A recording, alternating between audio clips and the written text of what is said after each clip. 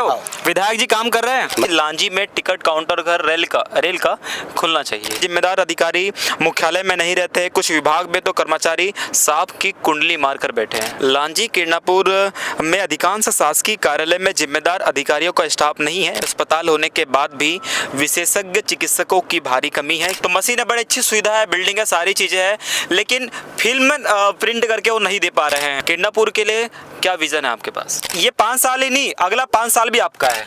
आज हम एक दिन सीधी बात विधायक राजकुमार कर रहा है सर के साथ। इस की डबल मनी कांड के मुख्य आरोपी जो सौमेंद्र कंकराने हैं, वो देवलगांव से सतीश कुमार ठाकरे ने। अगला सवाल है, ग्राम रिसेवाड़ा निवासी है चैतेंद्र दसरिया का बड़ा। ग्राम मेरिया से शुभम गेडाम का, मोहजरी से अनुराग पटेल का सवाल है। वो सारडा से जो अजय सोनवाने जी का सवाल, सुनील लेडे जी, चाहे जो सरपंच संघ के अध्यक्ष है ललित कबेरे जी, इसके अलावा और भी।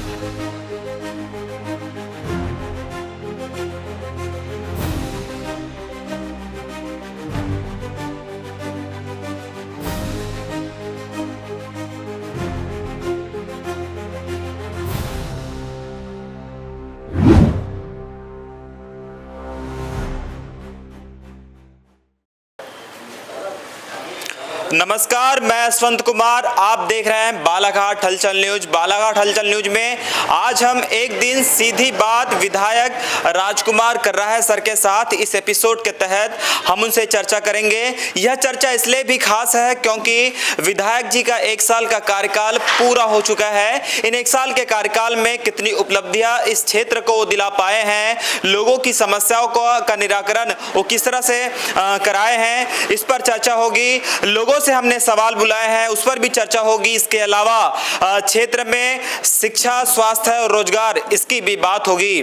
इस बीच हम उनसे ये भी चर्चा करेंगे कि किस तरह से क्षेत्र के लिए वो आगे काम कर रहे हैं, क्या बड़ी उपलब्धियां वो आने वाले समय में दिला पाएंगे और किस रोड मैप के तहत वो आगे बढ़ रहे हैं। और लेकिन इससे पहले हम आपको ये दिखाना चाहते हैं कि जब वो घर से निकलते हैं तो उससे पहले आम जनों की समस्या को अपने घर में बैठकर सुनते हैं, इसलिए भी वो क्षेत्र में चर्चा में रहते हैं।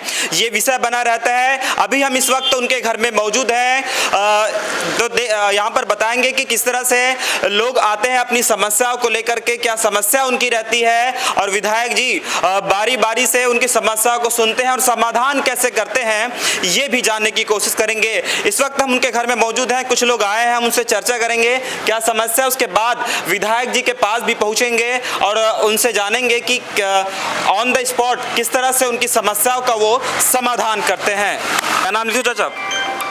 नाम बता दे। बलदेव। कहाँ से आए हो? नंदोरा से। नंदोरा से। क्या समस्या है आपकी? सर में दर्द है पूरा। अच्छा। और आँख नहीं दिखता। आँख से दिखता नहीं है? नहीं। तो कहीं डॉक्टर के पास गए थे आप? गए थे पर वहाँ पर जांच हुआ बस। जांच हुआ? बस। तो इलाज नहीं हुआ? इलाज नहीं। यहाँ पर क्यों आए हो? पैसे नहीं तो क्या करेंगे। अच्छा। सहारा लेने। तो कितनी उम्मीद है आपको अपने विधायक से? क्या आर्थिक रूप से आपकी मदद करेंगे वो? क्या मालूम करता है कि नहीं करता है। इससे पहले कभी आए थे क्या? हाँ, पहले एक बार आए थे। हाँ। तो कुछ बताया नहीं। अच्छा। तो आपको यहाँ पर किसने भेजा? किसी से बात हुई थी पहले? नहीं नहीं नहीं, कुछ भी बात नहीं। कौन सा गांव बताए? नंदोरा। तो ये नंदोरा गांव से आए हैं। वनांचल वो गांव है। बड़ी उम्मीद और आस लगाकर विधायक जी के पास आए हैं कि उनको जो परेशानी है स्वास्थ्य के इलाज कराने के लिए उनके पास पैसे नहीं है। किस तरह से वो विधायक इनकी आर्थिक मदद करते हैं ये तो बाद में पता चल पाएगा, लेकिन वो बड़ी आस और उम्मीद के साथ विधायक जी के पास पहुंचे हैं। आगे और भी कुछ लोग बैठे हैं, उनसे हम चर्चा करेंगे। अगर आप मिट्टी के मकान में रहते हैं तो घर के सामने छप्पर होता है। पक्के मकान में यदि आप रहते हैं तो सामने पोर्च होता है। विधायक जी के घर में भी एक ऐसा ही सामने एक हॉल है। यहाँ पर लोग पहुँचते हैं, बैठने की व्यवस्था है। चौपाल लगाकर विधायक जी उनकी समस्या समस्याओं को सुनते हैं। कुछ लोग यहाँ पर मौजूद हैं, हम उनसे बात करते हैं कि क्या समस्या वो लेकर के आए हैं और उनकी समस्याओं का समाधान कैसे होगा। दो बुजुर्ग बैठे हैं, इनसे चर्चा करते हैं। क्या नाम लिखते हो दादा? हमारे लालजी नारनौरे। कहाँ रहते हो? काशी टोला। काशी टोला। क्या समस्या है आपकी? क्या समस्या लेकर आए हो? बोर के समस्या में आए हैं। अच्छा, हाँ। किसके पास आए हो? दाग के पास आए। दाग के पास आए हो? हाँ। क्या समस्या है बोर की? वो हमको अपनी जमीन का भी हुआ है, स्थायी कराना है। अच्छा, स्थायी कराना है सर। तो विधायक जी को बताया, आवेदन दियो? हाँ, ये तो आवेदन है सर। सर दियो। क्या बोल रहे हैं विधायक साहब? अभी तो देखे पड़े हैं, अभी तो कुछ बोल नहीं रहे हैं अभी।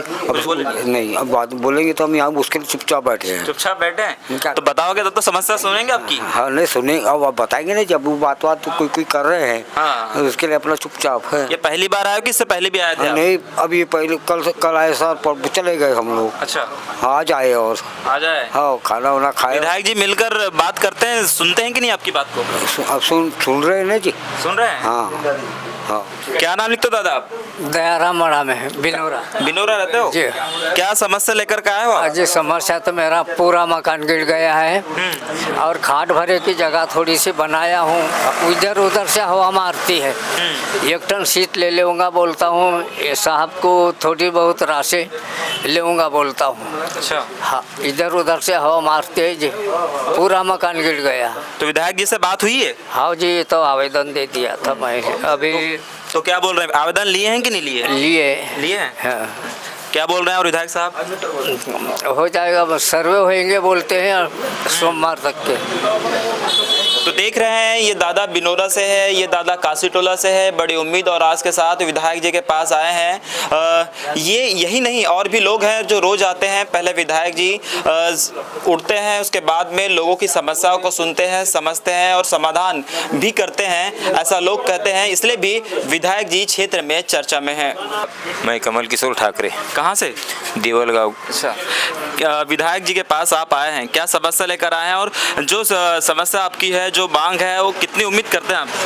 मैं सरपंच प्रतिनिधि हूँ और अपने गांव में आंगनवाड़ी क्रमांक 1 जो कि डिसमेंटल हो चुकी है, उसके भवन के लिए आया हूँ। और अभी विधायक महोदय जी ने लेटर मुझे मतलब प्रदान किए हैं 12,50,000 का। अच्छा, ये दिए हैं? हाँ, दिए। तो और भी आप सरपंच प्रतिनिधि भी हैं, तो किस तरह से आप देखते हैं विधायक जी के कार्यकाल को, लोगों की समस्याओं को किस तरह सुनते हैं, सुनवाई होती है?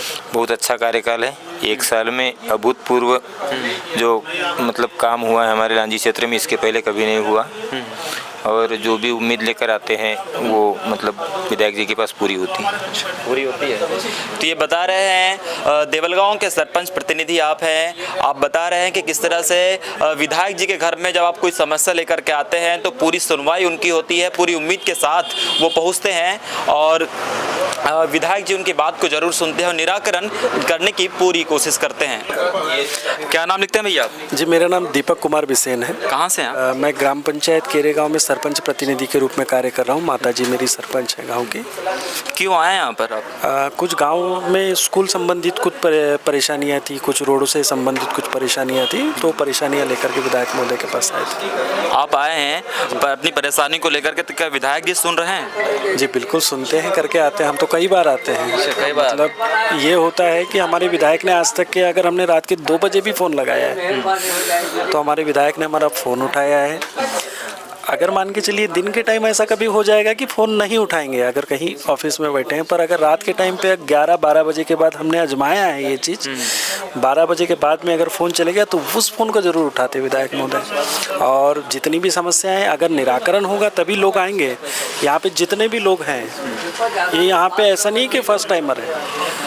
मैं तो मान के चलिए हर 8 दिन में 10 दिन में हम लोग को आना ही पड़ता है विधायक महोदय के पास, और इसलिए आते हैं, मान सम्मान भी मिलता है और हमारी चीज़ों का निराकरण भी। आप सरपंच प्रतिनिधि हैं, आप ही आते हैं कि गांव का कोई भी आदमी आ सकता है यहाँ पर? एक्चुअली मेरे गांव से तो काफ़ी लोग आते हैं। जैसे कई लोगों को कुछ समस्याएं होती है, पर क्या होता है कि हमारा जो क्षेत्र है खेती बहुल क्षेत्र है, कृषि प्रधान है, तो होता ये है कि लोग अपने काम धंधे में होते हैं, तो उनकी समस्याओं को कभी कभी हमें लेकर के आना पड़ता है, उनका भी निराकरण होता है। तो ये बता रहे हैं कि किस तरह से समस्याओं को लेकर के आते हैं, परेशानियों को लेकर के आते हैं, तो सबकी सुनवाई विधायक महोदय ये कहीं पर जाने से पहले सबकी सुनवाई करते हैं और समाधान भी करने की पूरी कोशिश करते हैं। ऑन द स्पॉट अधिकारियों को, बाकी जो जिम्मेदार लोग हैं उनको कॉल करते हैं और बाकायदा उनकी शिकायत को, समस्या को सुनने की बात भी करते हैं।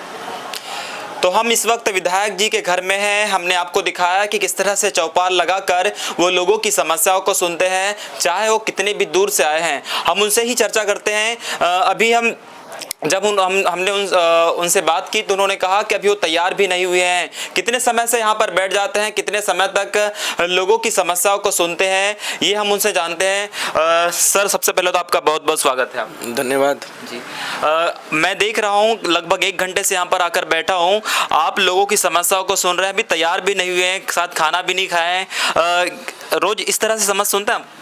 हाँ, अब क्या है कि मैं नगर मुख्यालय में मेरा निवास है, तो ऐसी स्थिति में क्षेत्र के सारे लोग सुबह 7:30-8 बजे से आना प्रारंभ हो जाते हैं।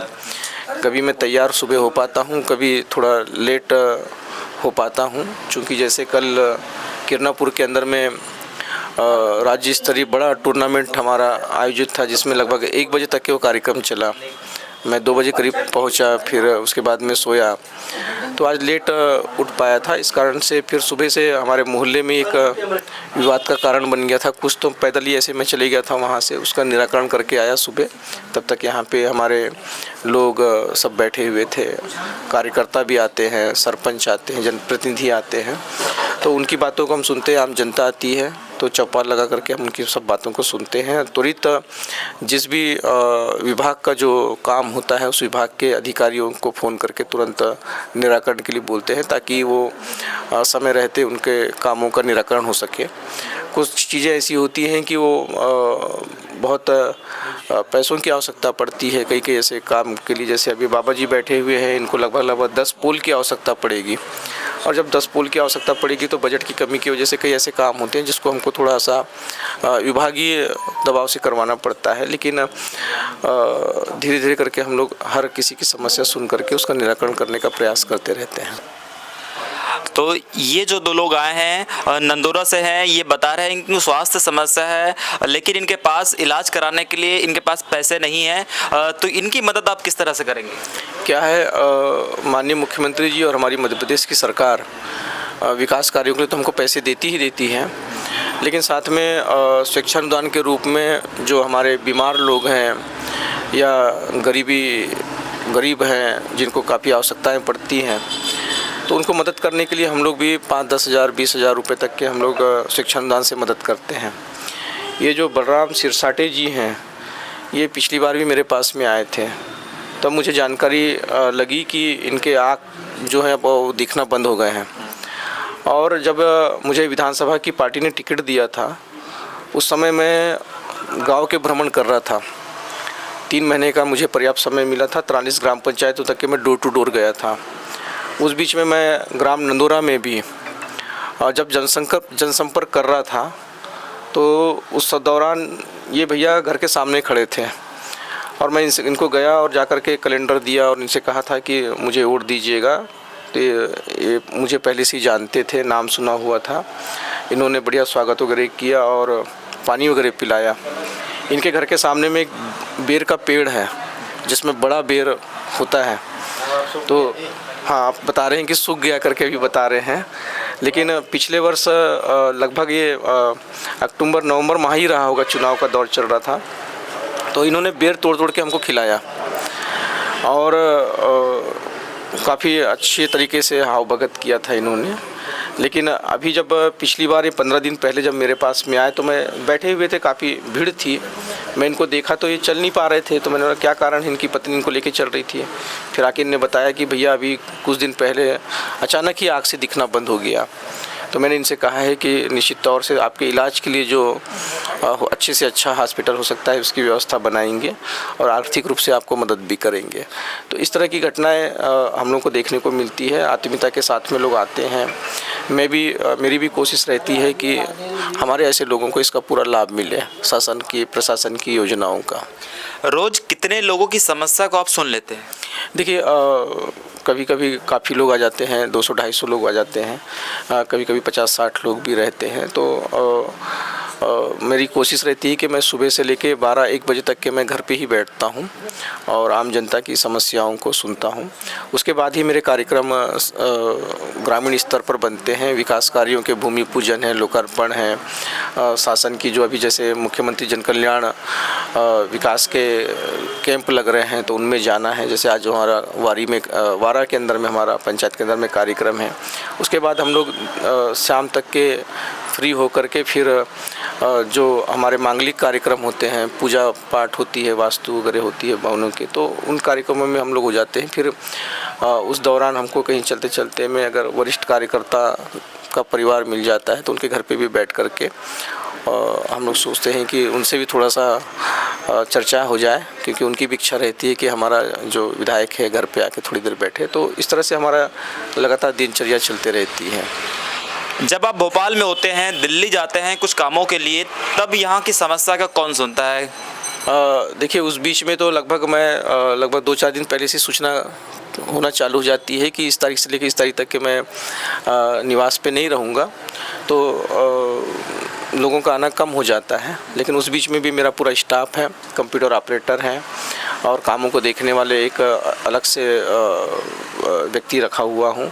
उसके बाद में जो मेरे सोशल मीडिया के प्रभारी हैं वो भी उस बीच बैठते हैं यहाँ पे जब मैं बाहर रहता हूँ, और एक गनमैन भी यहाँ पे रहता है जो अगर कोई समस्या आ रही है तो उनको तत्काल वो खुद भी फ़ोन कर लेते हैं या फिर मुझसे बोल देते हैं कि भैया इस तरह के काम आया हुआ है, तो मैं भी फ़ोन से उनसे बात करके उनकी समस्या का निराकरण फ़ोन पे करता हूँ, या फिर मैं उनसे कह देता हूँ कि जब मैं आऊँ तो आप एक बार और आ जाइएगा, अगर आसानी हो आपको आने में। तो लोग आते हैं और उस बीच में भी समस्याओं का हल हम लोग करते हैं। और आपने देखा होगा कि जब हम लोग भोपाल में भी रहते हैं तो व्यस्तता कितनी रहती है वहाँ पर भी। हाँ, मैं देखा हूँ बहुत। हाँ, जब आप मेरे पास में भी 2 बार जब आप आए तो आपने देखा होगा कि सुबह उठने के बाद में वहाँ पर भी मिलने वालों की संख्या बड़ी संख्या होती है, और हमको भी विकास कार्यों के लिए एक ऑफिस से दूसरे ऑफिस से तीसरे ऑफिस हम लोग दिन भर घूमते हैं, देर रात तक के। और फिर मंत्रियों का भी समय लेते हैं कि विभागीय मंत्रियों से चर्चा हो जाए तो उनसे संबंधित विभाग की जो कार्य हैं हम अपने क्षेत्र के लेकर आ सकें। कई बार तो ये होता है कि हम सुबह का नाश्ता कहीं चलते चलते में कर लेते हैं और दिन में खाना नहीं मिलता, खाना ही नहीं खाते, फिर रात में ही आराम से बैठ के फिर खाना खाते हैं।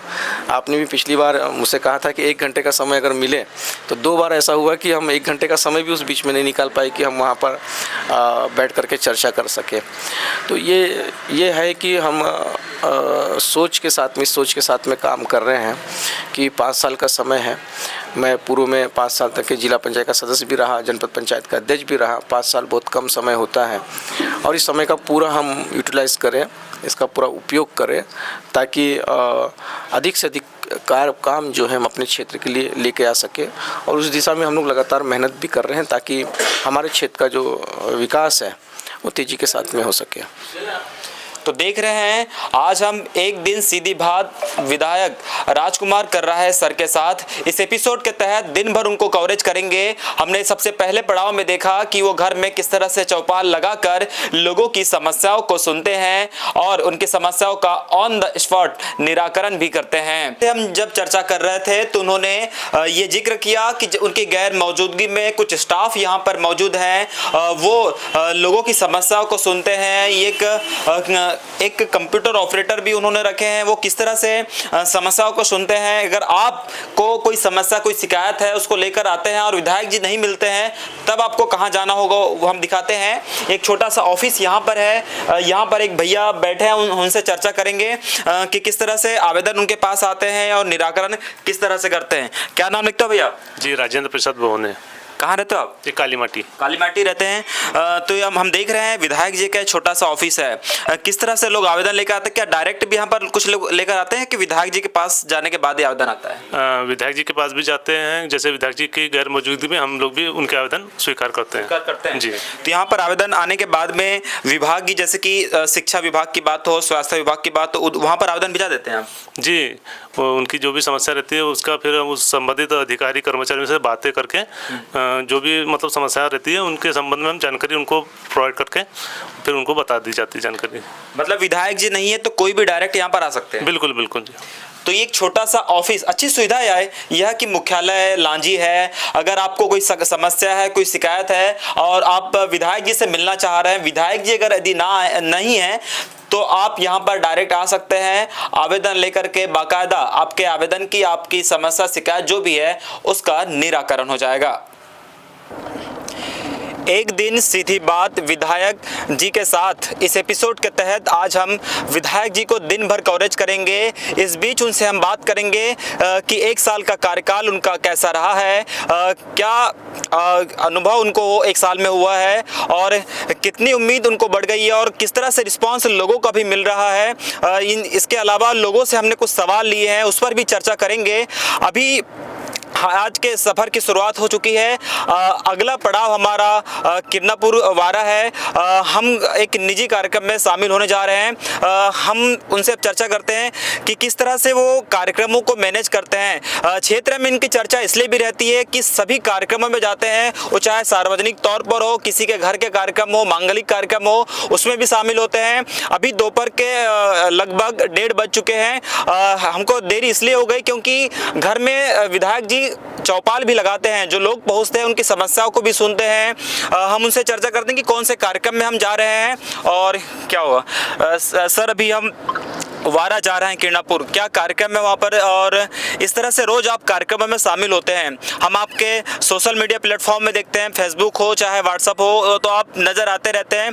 किस तरह से कार्यक्रमों को मैनेज करते हैं? कुछ लोगों की समस्याएं भी है, उनको भी आप सुनते हैं, कैसे मैनेज करते हैं आप? देखिए, सुबह से दिनचर्या जो रहती है सुबह उठने के बाद में जी, कई बार ये होता है कि 8 साढ़े 8 बजे तक के लोग आना चालू हो जाते हैं, ग्रामीण जन, और फिर उनसे मुलाकात करना होता है। जैसे हम कल लगभग 5 कार्यक्रमों में गए और रात में प्रतियोगिताएं होती हैं। कल राज्य स्तरीय भी एक प्रतियोगिता, बड़ी प्रतियोगिता किरनापुर के अंदर में थी। हमको लगभग 1 बज गए। फिर सुबह उठने में कभी कभी थोड़ी तकलीफ़ होती है, तो अगर ऐसी स्थिति बनती है कि तैयार होने में देरी लगेगी तो फिर मैं बिना तैयार हुए, नहाए हुए ही जनता के बीच में आ जाता हूं और बैठता हूं और उनकी समस्याओं को हम लोग हल करते हैं। अभी हम लगभग 1 बजे के बाद हम जहाँ पे हमारा एक कार्यक्रम है वारा के अंदर ग्राम पंचायत में, जहाँ पे माननीय मुख्यमंत्री जी की जन कल्याणकारी योजनाएं जो चल रही हैं उसको लेकर मध्य प्रदेश के हर पंचायतों में शिविर लगाया जा रहा है और हितग्राहियों को, जिनको आवास योजना में जोड़ना है, जिनके गरीब रेखा कार्ड बनाना है, जिनको पेंशन नहीं मिल रही है या किसी तरह से कुछ त्रुटि हो रही है, तो ऐसी चीज़ों को लेकर के ये कार्यशाला हर ग्राम पंचायतों के अंदर में लग रही है और जिसमें जनता का वहीं पर शिविर के अंदर ही निराकरण किया जा रहा है, जिसमें जनपद के अधिकारी, पंचायतों के अधिकारी, सारे लोग एक साथ उपस्थित रहते हैं और तत्काल उसका निराकरण होता है। उसमें साथ साथ में हमारे निर्माण कार्यों में एक सभा मंच था जिसका भूमि पूजन का कार्यक्रम था, एक सड़क है जिसके भूमि पूजन का कार्यक्रम है और इस तरह से तमाम हम कार्यक्रमों को अटेंड करते हैं। आज के कार्यक्रम में तो ये कार्यक्रम है और उसके बाद शाम के बाद में मांगलिक कार्यक्रम है, तो उनमें भी सब में जाना है। तो लगातार लोगों के बीच में रहते हैं। 24 घंटे में से 17-18 घंटे जो हैं लोगों की समस्याओं को सुनते हैं और जिस विभाग की जो समस्या रहती है उस अधिकारी से तुरंत बात करके उसको निराकरण करने का हम लोग प्रयास करते हैं। तो निश्चित तौर से जनता का पूरा सहयोग भी मिलता है, आशीर्वाद भी मिलता है और मैं एक ऐसा जनप्रतिनिधि हूँ, मुझे हमेशा अपने लोगों से कहता हूँ, अपने क्षेत्र के लोगों से कहता हूँ कि अगर कोई भी ऐसी समस्या है जिसका निराकरण अगर 1-2 बार में अगर नहीं हो पा रहा है तो आप मुझे बार-बार बताएं जब तक कि उसका हल ना निकल जाए। तो लोग बताते हैं, निसंकोच तरीके से अपनी बातों को रखते हैं और फ़ोन के माध्यम से भी मुझे बहुत लोग बताते हैं कि भैया कहीं हैंडपम्प में पानी नहीं आ रहा है या हैंडपम्प में पाइप नहीं है या फिर कहीं गंदा पानी आ रहा है। महिलाएं भी मुझे फ़ोन करती है कि भैया हमारे यहाँ पे ऐसी कुछ समस्याएं हैं। तो मुझे निसंकोच तरीके से हर वर्ग का व्यक्ति बात कर लेता है और सरलता के साथ में हम लोगों की बातों को सुनते हैं और निराकरण करते हैं काम। आपने बताया कि समस्याओं को सुनते हैं। आपने कल 5 कार्यक्रम को आपने अटेंड किया। रात खबर हमें ये है कि आप रात में लगभग 1 बजे के बाद घर पहुंचे हैं। सुबह जल्दी उठ करके भी आपने लोगों की समस्याओं को सुना, समाधान भी किया। इसके अलावा ये तो बात हो गई आपकी रोज़ दिनचर्या की, लेकिन कुछ सवाल भी हमारे पास भी है। एक बारी बारी से हम सवाल करते हैं। ये चलो सवाल बाद में कर लेंगे, पहले 1 साल का जो आपका कार्यकाल रहा है बहुत सफल रहा है, लोग मानते हैं। करोड़ों रुपये का विकास कार्य आपको मिला है। जितनी उम्मीद आप अपने राज्य सरकार से कर रहे थे उतनी ही मिली है कि कुछ रह गया? और नहीं, 1 साल के अंदर में तो मुझे मेरी अपनी सरकार ने, डॉक्टर मोहन यादव जी हमारे मुख्यमंत्री, उन्होंने भरपूर मेरे विधानसभा क्षेत्र के विकास के लिए दिया है। साथ साथ में बजट में भी हमारे लोक निर्माण विभाग के मंत्री राकेश सिंह जी और साथ साथ में हमारे पंचायत एवं ग्रामीण विकास मंत्री आदरणीय प्रहलाद पटेल जी, इन्होंने भी काफ़ी अपने विभाग से मुझे राशि उपलब्ध करवाई है। और माननीय मुख्यमंत्री जी ने तो हमारे जो पार्टी के विधायक हैं उनके लिए एक विशेष निधि अलग से बना के रखा हुआ है, जिसमें हम पर्याप्त मात्रा में अपने जब जाते हैं किसी भी सभा के अंदर में तो हम बहुत सारी घोषणाएं कर पाते हैं और निर्माण कार्य प्रारंभ भी है। मैंने इस 1 साल का हमारा लगभग कार्यकाल अब खत्म हुआ है और मैं मानता हूं कि एक विधायक के रूप में मुझे अपने विधानसभा क्षेत्र के लिए 107 करोड़ से भी ऊपर के निर्माण के कार्य माननीय मुख्यमंत्री जी के आशीर्वाद से, हमारे मंत्रियों के आशीर्वाद से प्राप्त हुआ है। बजट में भी अतिरिक्त राशियां हमको मिली है, जैसे कि मैंने 15 करोड़ 55 लाख रुपए के पहला जो हमारा विशिष्ट नीति थी उसमें मैंने काम कराया, जिसमें 11 सड़कें महत्वपूर्ण 11 बड़ी सड़कें और 2 बड़ी पुलिया थी, 1 बड़ी पुलिया थी। उसी तरह से अभी जब हमको दूसरी विशिष्ट निधि मिली उसमें 15 करोड़ 31 लाख रुपए भी हमारे प्रस्ताव में आ चुके हैं और सैंक्शन अभी जनवरी माह में वो भी होने वाले हैं। उसमें हमने 86 पंचायतों को 5 लाख रुपये से लेकर 25 लाख रुपये तक की राशि दिया और 5 बड़े काम हैं। इस तरह से 91 काम बड़े काम हमारे सैंक्शन होकर आने वाले हैं। और इसी तरह से हमारा जब मुख्य बजट आया था तो उस समय में एक बड़ी पुलिया हमारी महाराष्ट्र सीमा को जो जोड़ती है बड़ी बाग नदी पर, वो हमारी 5.5 करोड़ रुपए की वो सैंक्शन होकर आई चीचेवाड़ा। और साथ साथ में एक हमारी मोहगांव से कुंडे जो सड़क थी 3.5 करोड़ रुपए की, लगभग 3 किलोमीटर, वो हमारी एक सड़क सैंक्शन होकर आई थी। उस समय मुझे लगा था कि मुझे बजट में कुछ कम मिला, लेकिन जब अनुपूरक बजट आया हमारा तो उस समय में लगभग 47 करोड़ से भी ऊपर के निर्माण कार्य मेरे लांजी किरनापुर विधानसभा क्षेत्र के अंदर में सैंक्शन हुए, जिसमें 13 बड़ी सड़कें हैं 2.5, 3, 4 करोड़ रुपए की और 2 बड़ी पुलियाँ हैं, जिसमें निमदेवाड़ा से लेके केसलेवाड़ा और लाड़सा की पुलिया है जो एक बड़ी बाग नदी पे बनेगी और एक सिंगार नाले पे बनेगी। तो इस तरह से हमारे यहाँ पे निर्माण कार्य काफ़ी तेज़ी के साथ में हो रहे हैं, चूँकि सरकार हमारी है और इस कारण से हम अपनी सरकार के लोगों से कहते हैं तो वो पूरी हमारी बातों को सुनते हैं और जब आवश्यकताएं पड़ती हैं तो हमारे काम भी तेज़ी के साथ में होते हैं और बड़े काम हमारे होते हैं। उसी तरह से मुझे अभी पंचायत भवनों में मध्य प्रदेश में सबसे सर्वाधिक पंचायत भवन मिले हैं 14 और भी हमारे प्रस्ताव गए भी हैं। उनके भी सैंक्शन के लिए राशि जैसी आवंटित होगी तो वो भी हमारे सैंक्शन करने के लिए वादा हमारे माननीय मंत्री जी ने कहा हुआ है। अभी हमारे पास सामुदायिक भवन भी हमारे सैंक्शन होकर आ रहे हैं और हमने कुछ बड़े कार्य योजनाएं हमने बनाया है। माननीय मुख्यमंत्री जी ने 5 साल का विज़न डॉक्यूमेंट्स हमसे मांगा है और उस विज़न डॉक्यूमेंट्स में उन्होंने कहा है कि आप जो महत्वपूर्ण काम है अपने क्षेत्र के, जो ज्वलंत मुद्दे हैं, उनको आप इसमें लिखिए। 5 साल के अंदर में हम कोशिश करेंगे कि इसमें अधिकतम काम हमारे जो हैं वो हो सके और लोगों को, जनता को सहूलियत मिल सके। उसमें हमने कोटेश्वर मंदिर को एक कॉरिडोर के रूप में विकसित करने के लिए हमने प्रस्ताव दिया हुआ है। उसमें हमने आमगांव से लेकर लांजी से लेकर रजेगांव तक की जो बहुत महत्वपूर्ण सड़क है उसका हमने प्रस्ताव किया हुआ है 2 लेन सड़क का, जिसमें विथ डिवाइडर होगा। उसी तरह से हमने साले टेकरी से लेकर लांजी से लेकर गातापारा जो छत्तीसगढ़ को सीमा को जोड़ती है उस सड़क के लिए भी हमने प्रस्ताव दिया हुआ है। साथ साथ में हमारे यहाँ पे नहरों का जाल बिछा हुआ है। पुजारी टोला जो डैम है उससे मुख्य केनाल और उसके संबंधित जो छोटे केनाल है उसके लिए भी हमारा कार्य योजना बन रही है और उसके हम लोगों ने एस्टीमेट बनाने के लिए संबंधित ई और एसडीओ से हमने कहा है, उसकी पूरी प्रकलन तैयार हो रहे हैं। उसी तरह से हमारे यहाँ पर वारी डैम है जिससे भी काफ़ी सिंचित हमारे यहाँ की किसानी होती है, उसकी भी हमें मुख्य केनाल एवं छोटी केनालों के विकसितकरण के लिए हमने लाइनिंग के लिए हमने कार्य योजना बनाना प्रारंभ कर दिया है और उसके लिए भी हमने कहा है कि निश्चित तौर से उसको हम देंगे। एक हमारे यहाँ पर काफ़ी प्रसिद्ध मंदिर है गांगी राजा का, वहाँ एक बड़ी पुलिया की आवश्यकता है और लोग आना जाना करते हैं, सड़क नहीं है, तो उसको जोड़ने के लिए भी हमने प्रस्ताव दिया। ऐसे बहुत सारे करोड़ों रुपए के प्रस्ताव हमने अपनी राज्य सरकार को भेजा है और समय रहते हमको लगता है कि पूरे होंगे।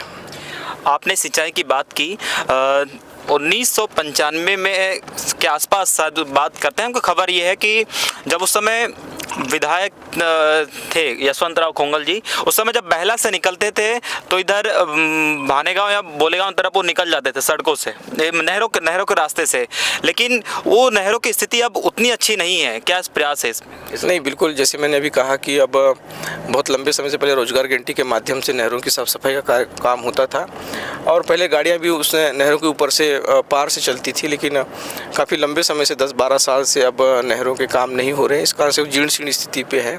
कुछ कहीं कहीं पे बीच पर जब पानी खोला जाता है तो फूट जाता है, नहर फूट जाती है, जिससे पानी वेस्टेज जाता है और टेल की ग्राम पंचायतों तक के पानी नहीं पहुंच पाता है। तो ऐसी स्थिति में हमने प्रस्ताव को लिया हुआ है कि हम लाइनिंग का काम कर देंगे, पक्की सीमेंटीकरण का काम हो जाएगा तो अंतिम छोर तक के भी पानी आसानी के साथ में पहुंचेगा। उस दिशा में हमने काम अपना आगे बढ़ाया है और निश्चित तौर से वो पूरा होगा हमारा। लांजी सब डिवीजन के अंतर्गत वारी, खराड़ी, पुजारी टोला, कारीसड़ा 3 बांध आते हैं। इन बांधों की सिंचाई क्षमता कब बढ़ाई जाएगी? देखिए, अभी तो ऐसा है कि कुछ हिस्सा हमको जो 25% का हिस्सा है वो मध्य प्रदेश को मिलता है, 75% का हिस्सा जो है वो महाराष्ट्र को जाता है पुजारी टोला कारीसड़ा और बांध से, और वारी तो हमारा अपना डैम है। अब वारी को तो हम अंतिम जो हमारा मई माह होता है तब तक के जानवरों को भी पानी देने के लिए छोड़ते हैं वारी से। अब जितना हमारा रकबा है वारी डैम का वो पर्याप्त रूप से, लेकिन सिंचाई कुछ समय से लगभग 15-20 साल से नहीं हो पा रही थी, पूरे रकबे पे नहीं हो पा रही थी और लाइनिंग का अगर काम हो जाएगा तो पूरे रकबे पे पानी अच्छे से जा पाएगा। उसी तरह से कालीसड़ा से और पुजारी टोले का जो पानी निकलता है तो वो पर्याप्त है और अभी रोटेशन पद्धति पे दिया जा रहा है, क्योंकि इसलिए किया जा रहा है क्योंकि नहरों की स्थिति ठीक नहीं है और पानी पहुँचते तक के जब वहाँ छोड़ते हैं तो 7 से 8 दिन लग जाते हैं अंतिम गांव तक पानी पहुँचने में। तो ऐसी स्थिति में पानी का जो है ना वेस्टेज होता है और पानी बाहर भी लीकेज होता है, जिससे नहरों में चले जाता है, नहरों से फिर नदियों में चले जाता है पानी। तो जितनी मात्रा में पानी किसानी में जाना चाहिए, किसानों के लिए जाना चाहिए, वो पर्याप्त नहीं हो पाता है। लेकिन लाइनिंग के काम होने के बाद में हमारा ये रकबा बढ़ सकता है और अधिकतम किसानों को इसका लाभ मिल सकता है। तो इस दिशा में भी हम लोग काम कर रहे हैं। दूसरा 51.75 किलोमीटर जो इन नहरों के किनारे सड़क है उसको भी हमने प्रस्ताव में लिया है और माननीय केंद्रीय मंत्री CP पाटिल साहब से मिलने का हमारा प्रोग्राम है आने वाले समय में।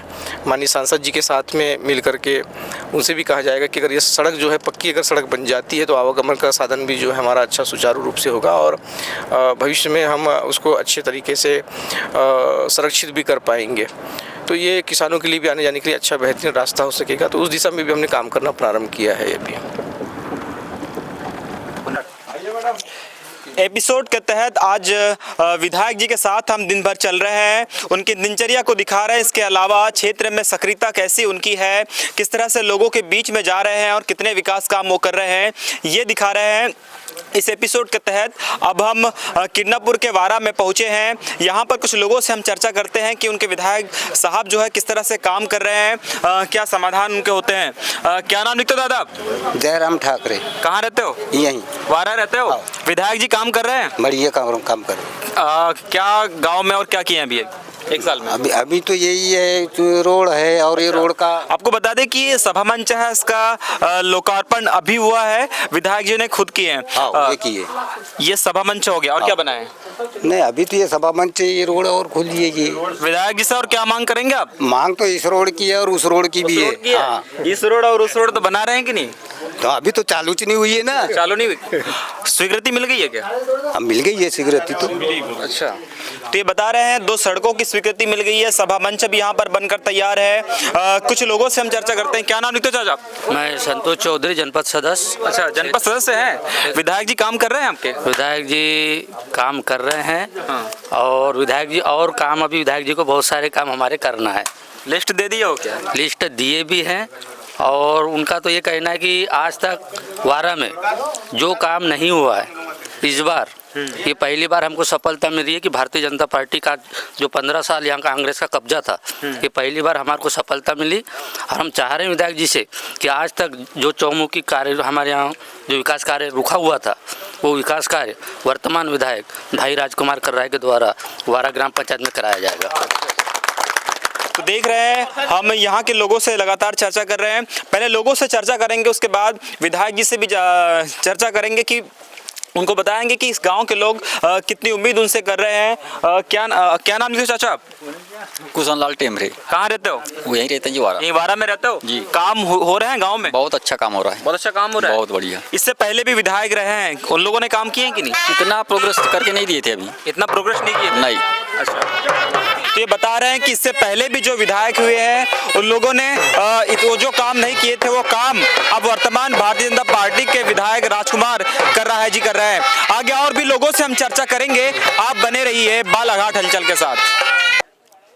एक दिन सीधी बात विधायक राजकुमार कर्राय के साथ इस एपिसोड के तहत आज हम किरणापुर वारा में पहुंचे हैं। दिन भर उनको कवरेज कर रहे हैं, क्षेत्र के विकास की बात हो रही है, क्या काम वो कर रहे हैं, 1 साल का कार्यकाल उनका कैसा रहा है, इन सारी चीज़ों पर हम उनसे बारीकी से चर्चा कर रहे हैं। इस बीच वारा में जब पहुंचे तो यहाँ पर उन्होंने एक सौगात दिए हैं। पहले तो सभा मंचा का लोकार्पण हुआ, एक नाली निर्माण जो कराना है उसका भूमि पूजन हुआ, हाई मास का लाइट एक मैदान में लगना है उसका भी भूमि पूजन हुआ। उसके बाद यहाँ पर जो साप्ताहिक बाजार का शुभारंभ आज से हो रहा है। देख सकते हैं कि मंच में विधायक राजकुमार कर्राय जी बैठे हैं, सारे जनप्रतिनिधि भी बैठे हैं। गांव के लोगों की हम प्रतिक्रिया लेंगे कि साप्ताहिक बाजार के लगने से कितने गांव के लोगों को फायदा मिलेगा, कितने खुश वो हैं। क्या नाम लिखते हो दादा? नाम क्या लिखते हो? भोजलाल लेड़े। कहाँ रहते हो? यहीं रहते हो? हाँ। ये तो बहुत खुशी की बात है कि आपके गांव में अब साप्ताहिक बाजार लगेगा। पहले कहाँ जाते थे बाजार करने? हिर्री जाते थे। गांव में लगने से क्या फायदा होगा आपको? नहीं फायदा है ना। अच्छा, सब सामान मिलेगा? हाँ, सामान आ रही है सब। थोड़ा जोर से बोलो। सब सामान मिलेगी बोलो। नहीं सब बढ़िया है ना। बढ़िया, खुश हैं आप? खुश हैं। अच्छा, आप क्या नाम लिखते हो दादा? ब्रिजलाल जी। ब्रिजलाल जी, कितने खुश हैं आप? आपके गाँव में साप्ताहिक बाजार लगने जा रहा है। हाँ, खुश है ना भैया। खुश हैं? पहले कहाँ जाते थे? हिर्री। हाँ। हिर्री कितना दूर है? पास में है। तो साधन जो है क्या कहना चाहिए, खुद के साधन से जाते थे कि बस चलती है? बस चलती ना। बस चलती है। तो ये बता रहे हैं कि अब साप्ताहिक बाजार इनके गांव में लगने से इनको सुविधा होगी। कुछ व्यापारी भी आए हैं, उनको रोजगार मिल रहा है, हम उनसे चर्चा करेंगे। देख सकते हैं कि कुछ महिलाएं यहाँ पर है, इनको भी रोजगार मिलेगा साप्ताहिक बाजार लगने से। क्या नाम लिखते हो माता जी आप? परमिला उइके। कहाँ रहते हो? सोनपुरी। सोनपुरी। कितना दूर पड़ता है यहाँ से? फिर भी होगा 3-4 किलोमीटर होगा। सभी बाजार में आप जाते हैं या फिर यहीं पर आए हैं? सब बाजार जाते हैं। सब बाजार। ये मिर्ची घर में उगाते हैं क्या? नहीं जी, खरीद के लाते हैं जी। डेली काम यही आप ही करते हैं कि घर में और कुछ लोग करते हैं? नहीं, हम खेती का काम करते हैं, ऐसे आ जाते हैं कभी कभी ऐसे। आ जाते हैं। तो अब वारा में है तो आएंगे आप? आए हैं ना जी। अब तो खुश हैं? अब रोजगार मिलेगा आपको? हाँ जी। तो ये महिलाएं हैं, अब घर का जीवन व्यापन ये करती हैं, सब्जी भाजी बेचती, इसके अलावा खेती किसानी भी इनकी है। तो ये कह रहे हैं कि अब पास गांव के पास में बाजार लगने से रोजगार। और कहाँ के बाजार करते हो आप? समय मिलता है तो जाते हैं जी, बहुत गांव के बाजार जाते हैं। अच्छा, समय मिलता है तो और भी गांव है वहाँ पर भी दुकानें ये लगाते हैं सब्जी भाजी के। कुछ लोगों से और भी चर्चा करेंगे, आप बने रहिए बालाघाट। कुछ महिलाओं से चर्चा करते हैं। लाडली बहना का पैसा मिलता है आपको? मिलता है भैया। मिलता है। और ये सब्जी भाजी मटर बेच रहा है, ये घर का ही है? नहीं, खरीद के बेचते हैं। खरीद कर बेचते हाँ, हाँ। ये कितने सालों से आप कर रहे हैं? मैं तो 10 साल हो गया भैया। 10 साल आप कर रहे हैं। घर में और कौन कौन है आप? मेरी एक लड़की है, हो गया। लड़की है। हाँ, तो आप खुद सब्जी भाजी बेच करके पैसे कमाती है और घर चलाते हो? चल जाता है गुजारा? हाँ, चलता है भैया। एक सप्ताह में कहाँ के बाजार जाते हो आप? बाजार तो ऐसा है, किरणापुर है, रजेगांव है। रजेगांव तक भी जाते हो? हाँ, जाते हैं। जगह खोजते जाते थे आज के दिन, पर आज यहाँ लगा तो यहाँ आए हैं। अच्छी बात है। खुश हैं यहाँ पर बाजार लगने से? अब खुश तो है, अब देखते हैं यहाँ की भी बाजार कैसा होता है। तो पहला दिन है। हाँ, पहला दिन है। तो देख रहे हैं, ये कह रहे हैं कि अब इनको रोजगार मिल रहा है। गांव पास में ही शुक्रवार को बाजार करने के लिए, बाजार में सब्जियां बेचने के लिए इनको ढूंढना पड़ता था कि कहां जाए, लेकिन अब रोजगार मिल जाने से बहुत खुश है। परिवार में 2 लोग इन लोग रहते हैं, एक बेटी है और एक माँ है, तो इन लोगों को गुजारा करने के लिए अब आसानी होगी। और भी कुछ लोगों से चर्चा करेंगे जो बाजार करने आएंगे। क्या नाम लिखते हो भैया आप?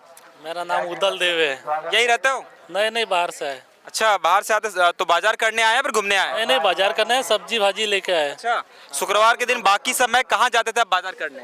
आज के दिन और हट्टा भी जाते थे और पाला भी जाते थे और सेवती बाजार भी जाते थे। अच्छा, एक चीज हमें बताइए, आज आपके गांव में विधायक राजकुमार कर्राहे जी भी आए हैं, क्या मांग अपने गांव के लिए आप करना चाहेंगे? यहाँ पे अब बाजार के लिए लगा दिए तो साप्ताहिक बाजार ठीक है, हमारे लिए नजदीक पड़ रहा है। ये नजदीक पड़ रहा है, लेकिन इसके अलावा और आपको क्या चाहिए? गांव में कुछ स्कूल अच्छा है कि नहीं, स्वास्थ्य अच्छा है कि नहीं, क्या है? अच्छा है, सब लोग। सब अच्छा है? हाँ। विधायक काम कर रहे हैं? कर रहे हैं। अब 1 साल तो हो रहा है धीरे धीरे। अच्छा, हाँ। तो ये बता रहे हैं कि विधायक के कार्यकाल को 1 साल हो गया है, काम भी उनका अच्छा है, साप्ताहिक बाजार की व्यवस्था उन्होंने करा दी है, इसलिए इनको सब्जी भाजी और अन्य सामग्री खरीदने के लिए आसानी होगी। यहाँ पर सब्जी भाजी के अलावा देख सकते हैं पानी पूरी की भी दुकान लगी है, जो कि बच्चों को अत्यधिक प्रिय है। जूते चप्पल भी यहाँ पर अगर खरीदना चाहे तो उसकी भी दुकानें लगी है। मनिहारी महिलाओं को अगर कुछ सामान खरीदना है तो उसकी भी दुकान लगी है, और भी अभी दुकान लगना प्रारंभ है। हम और दिखाएंगे, आगे चलेंगे कि किस तरह से साप्ताहिक बाजार में इनको सुविधा मिलेगी। बात में हम कवरेज कर रहे हैं। ओ मेडे जी अब भाजपा में शामिल हो चुके हैं। बता दें कि आप निर्दलीय विधानसभा चुनाव भी लड़े हैं, कौन से कार्यों से भाजपा से प्रभावित होकर आप भाजपा में शामिल हुए?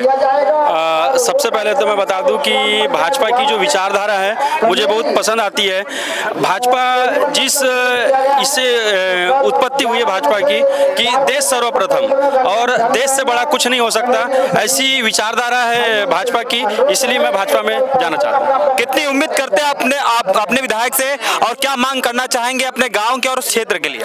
देखो, विधायक जी तो मैं जितना समझ पा रहा हूँ उनसे मैं बहुत प्रभावित हूँ। उनकी जो इंटेंशन है, पहले देश सेवा क्षेत्र सेवा ही है, इसलिए जब कर्राहे भैया से मिला, एक सरल इंसान जो कि एक विधायक होते हुए एकदम सरलता होना बहुत मुश्किल होता है, क्योंकि इंसान जितना बड़ा होता है उतना ईगो आता है, लेकिन कर्राहे भैया के साथ ऐसा नहीं है। तो उन्हीं से मैं सीखना भी चाहता हूँ कि मैं भी कभी भी ऐसा मौका मिले तो मैं उनके जैसे बनूँ और उनके जैसे ही अपने क्षेत्र में कार्य करूँ। और भी कुछ लोगों से हम चर्चा करेंगे, जानेंगे कि 1 साल के कार्यकाल को किस तरह से यहाँ के जनता और यहाँ के गांव के लोग देखते हैं। क्या नाम लिखते हो चाचा? आप भी भाजपा का गमछा पहने हो, भाजपा में शामिल हुए हो? जी सर, सोनेलाल समृत है। कितना काम कर रहे हैं आपके विधायक? काम बहुत अच्छा कर रहे हैं। और आप व्यक्तिगत तौर पर गांव के लिए क्या मांगना चाहेंगे उनसे? गांव के लिए तो बहुत चीज़ है मांगने के लिए। अब काम कर रहे हैं? हाँ। तो देख रहे हैं, हमने चर्चा की इस गांव में जो आज पहला बाजार का प्रारंभ किया हुआ है, शुभारंभ हुआ है। यहाँ के सरपंच हमारे साथ मौजूद है, इनसे चर्चा करते हैं किस तरह से आप कितनी उम्मीद करते हैं अपने विधायक जी से, और आपकी उम्मीदों पर कितना खरा उतर रहा है विधायक जी? मैं बहुत ज़्यादा उम्मीद करता हूं और हर उम्मीद पे खरे उतर रहे हैं विधायक जी। और मेरा मानना है कि अभी तक मेरी 45 साल की उम्र है तो मैंने ऐसा विधायक देखा ही नहीं था आज तक कि जिस काम को भी लेकर के जाओ तो सभी काम हो जाते हैं। ये जो रोडों की बात चल रही थी, सुधर सड़कों की बात चल रही थी, हमारे किसान खेत में नहीं जा सकते, इतनी सारी दिक्कतें हैं, तो ये सभी काम को मैंने पहले ही दे चुका हूँ और सभी काम मेरे स्वीकृत हो जाएंगे, मैं भरोसा करता हूँ। तो देख रहे हैं, यहाँ के सरपंच से हमने बात की, यहाँ के लोगों से भी चर्चा की कि किस तरह से 1 साल के कार्यकाल को देखते हैं। वो बता रहे हैं कि विधायक के कार्यकाल से काफ़ी संतुष्ट है। तो देख रहे हैं, हम विधायक जी के साथ इस वक्त मौजूद हैं। साप्ताहिक पहला बाजार यहाँ का है। जब वो लोगों के बीच में पहुँचते हैं और जो सपना उन्होंने इस क्षेत्र के लिए देखा था, जो वादा चुनाव में किए थे, उसको पूरा करके जब क्षेत्र में जाते हैं तो कैसा महसूस करते हैं, कैसा लोगों का प्यार मिलता है सर आप? ये आज वारा के अंदर में साप्ताहिक बाजार शुभारंभ किया गया है और आज बड़ी संख्या में यहाँ पे सभी अपने बाज़ार में व्यापारी आए हुए हैं और बढ़िया भव्य बाज़ार यहाँ पे भरा हुआ है। आज कुछ निर्माण कार्यों की स्वीकृति भी हमने इसमें दिया है, जिसमें एक नाली है जिसमें 10,82,000 रुपये की नाली, एक सभा मंच है जिसमें 3.5 लाख रुपए की स्वीकृति और साथ साथ में यहाँ पर हमने IMAX लाइट का भी दिया हुआ है और अन्य भी मांगे पंचायत के द्वारा हमारे पास में आई है, तो उन मांगों को भी हम लोग पूरा करने के लिए अग्रसर है। आने वाले समय में एक एक करके सारी मांगों को हम पूरा करेंगे।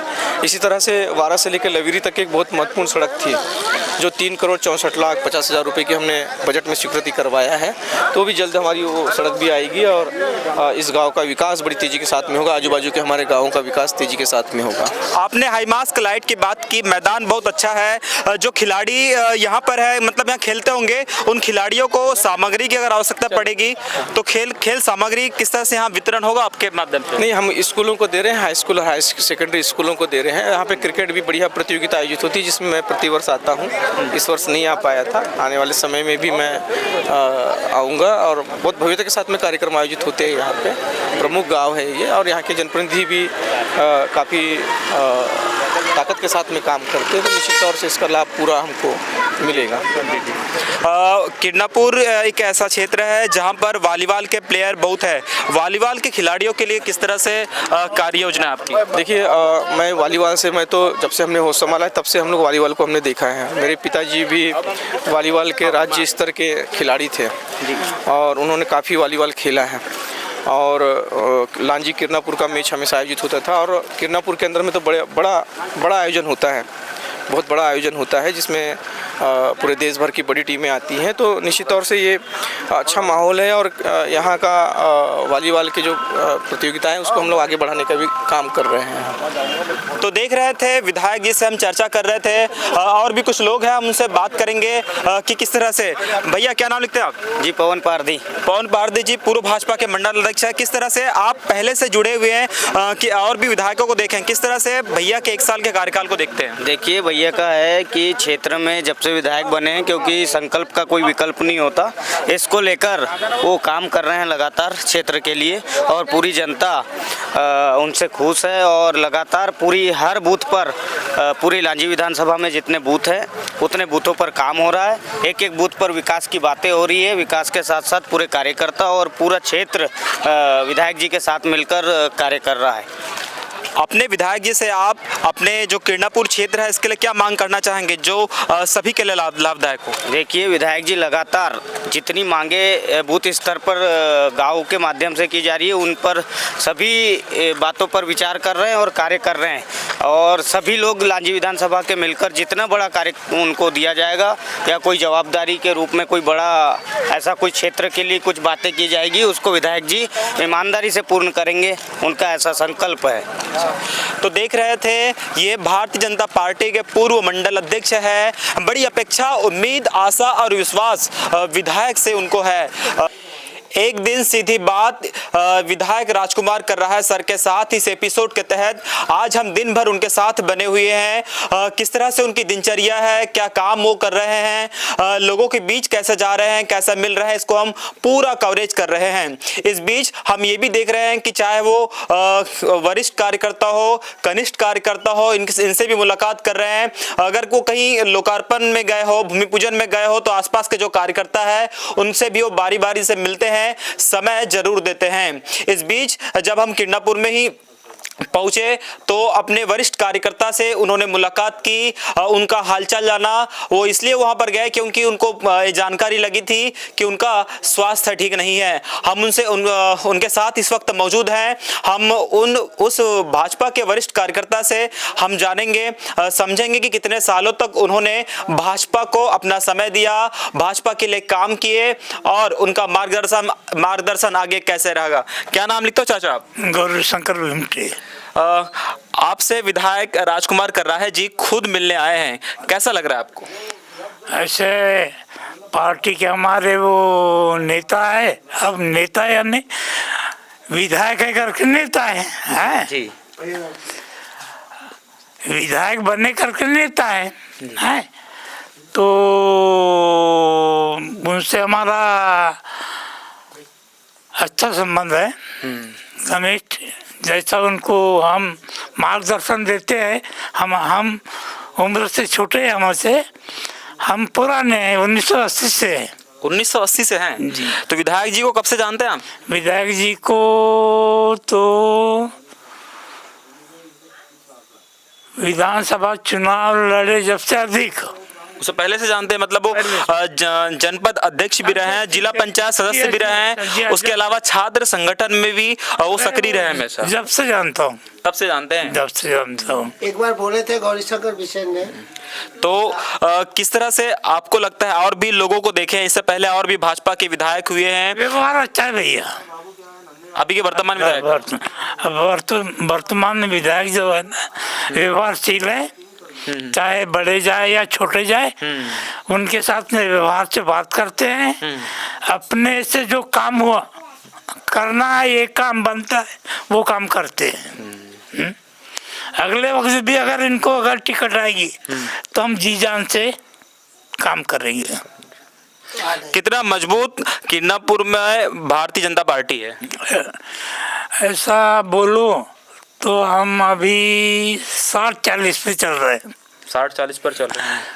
60 पे कांग्रेस है, 40। किन्नापुर से दो कार्यकाल में कांग्रेस से विधायक रही है, उनका कार्यकाल कैसा था और अभी के विधायक जो इनका 1 साल का कार्यकाल है, कितना अंतर है? जमीन आसमान का फर्क है।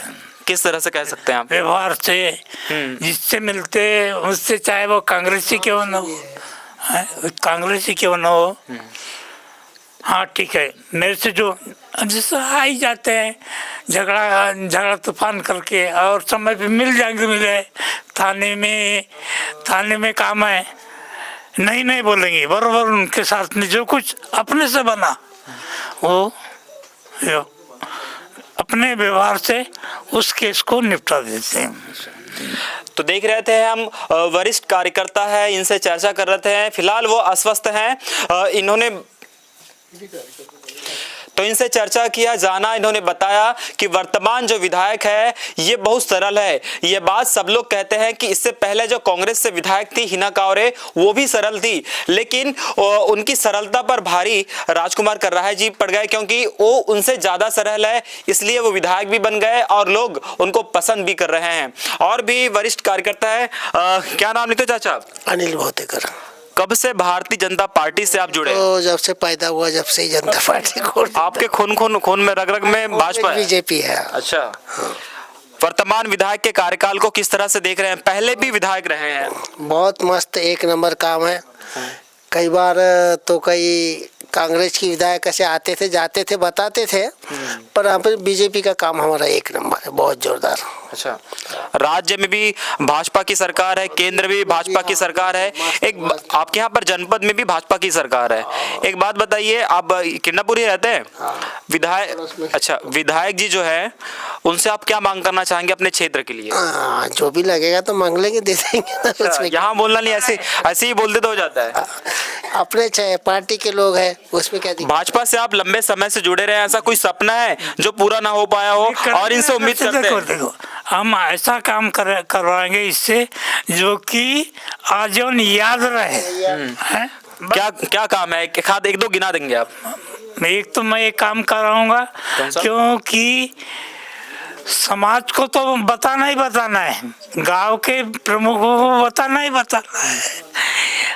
इतनी बड़ी 200 मकान की आबादी है हमारी 80 समाज की है, और यहाँ तिगड्डे में बौद्ध विहार है। बौद्ध विहार भी मेरे द्वारा ही लाया हुआ है, और राशि से मैंने बौद्ध विहार बनाया हूँ। अब बौद्ध विहार बाबा साहब का स्टेच्यू तिगड्डे में, ये नहीं बोल रहे नहीं यार, बोली ना है? ये काम मेरे को इनसे करवाना है ये कार्यकाल में। अब दूसरा साल चालू है, 1 साल चालू खत्म हुआ है, दूसरा साल चालू है।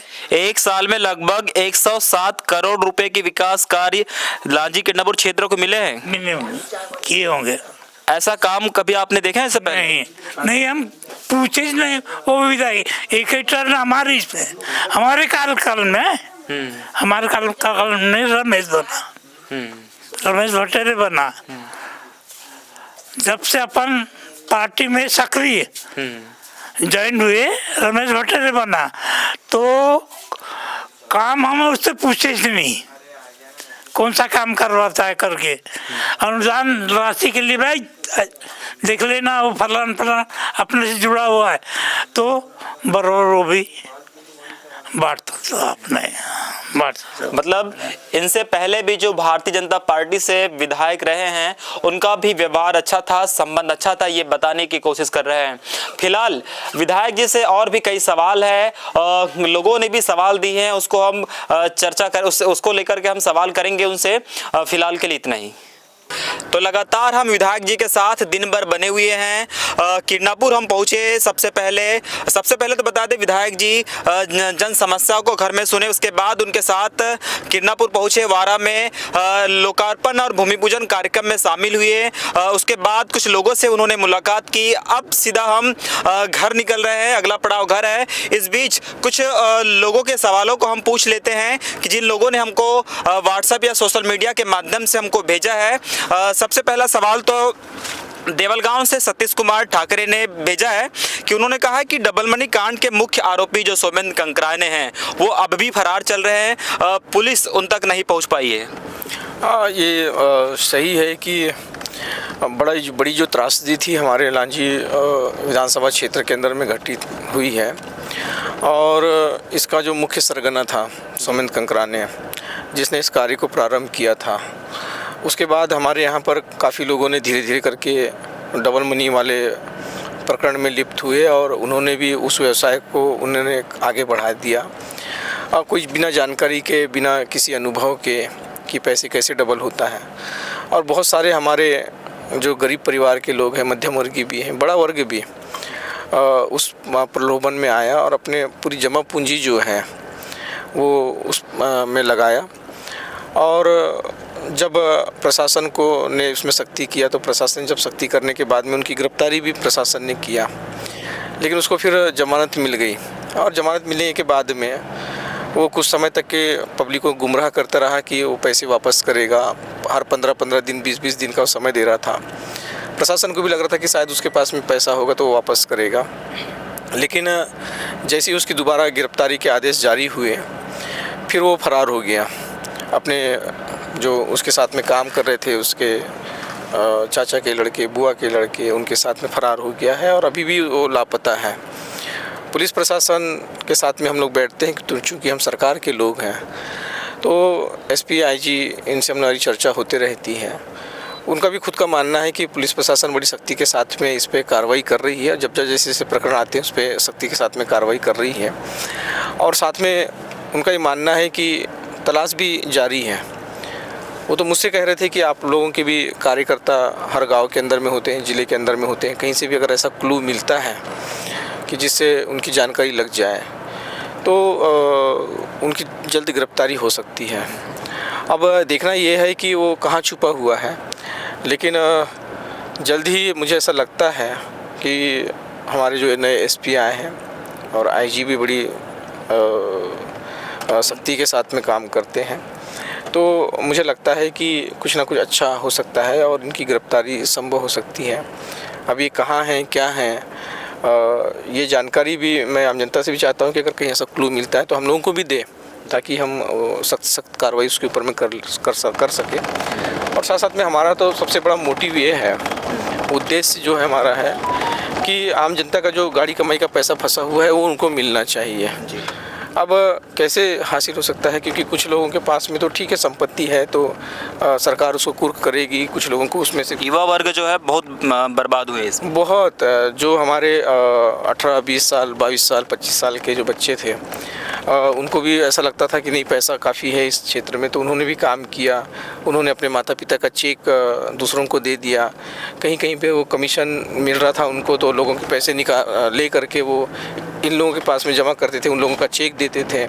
तो इस तरह की घटनाक्रम में हमारे जो युवा थे बहुत सारे लोग जुड़ गए और कई परिवार आज हम लोग देखने को मिलता है हमारे क्षेत्र के अंदर में कि पूरी तरह से बर्बाद हो गए। कई युवा आत्महत्या कर रहे हैं, कई परिवारों की स्थिति बहुत ख़राब है।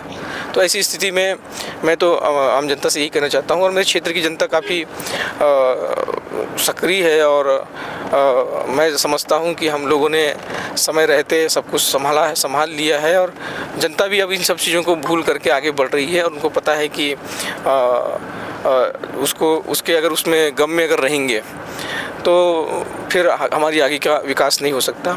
इस कारण से वो अब स्वयं मेहनत करके जिस तरह से अपनी पहले करके उन्होंने सब कुछ खड़ा किया था, फिर से अपने काम पे लग गए हैं, और अच्छा अपने व्यवसाय को बढ़ा रहे हैं, अपनी खेती को बढ़ा रहे हैं, और कामकाज कर रहे हैं। बस ये है कि जिन लोगों ने गलत काम प्रारंभ किया था उनको सज़ा समय रहते मिले, ताकि लोगों को संतुष्टि हो कि प्रशासन ने कुछ किया है।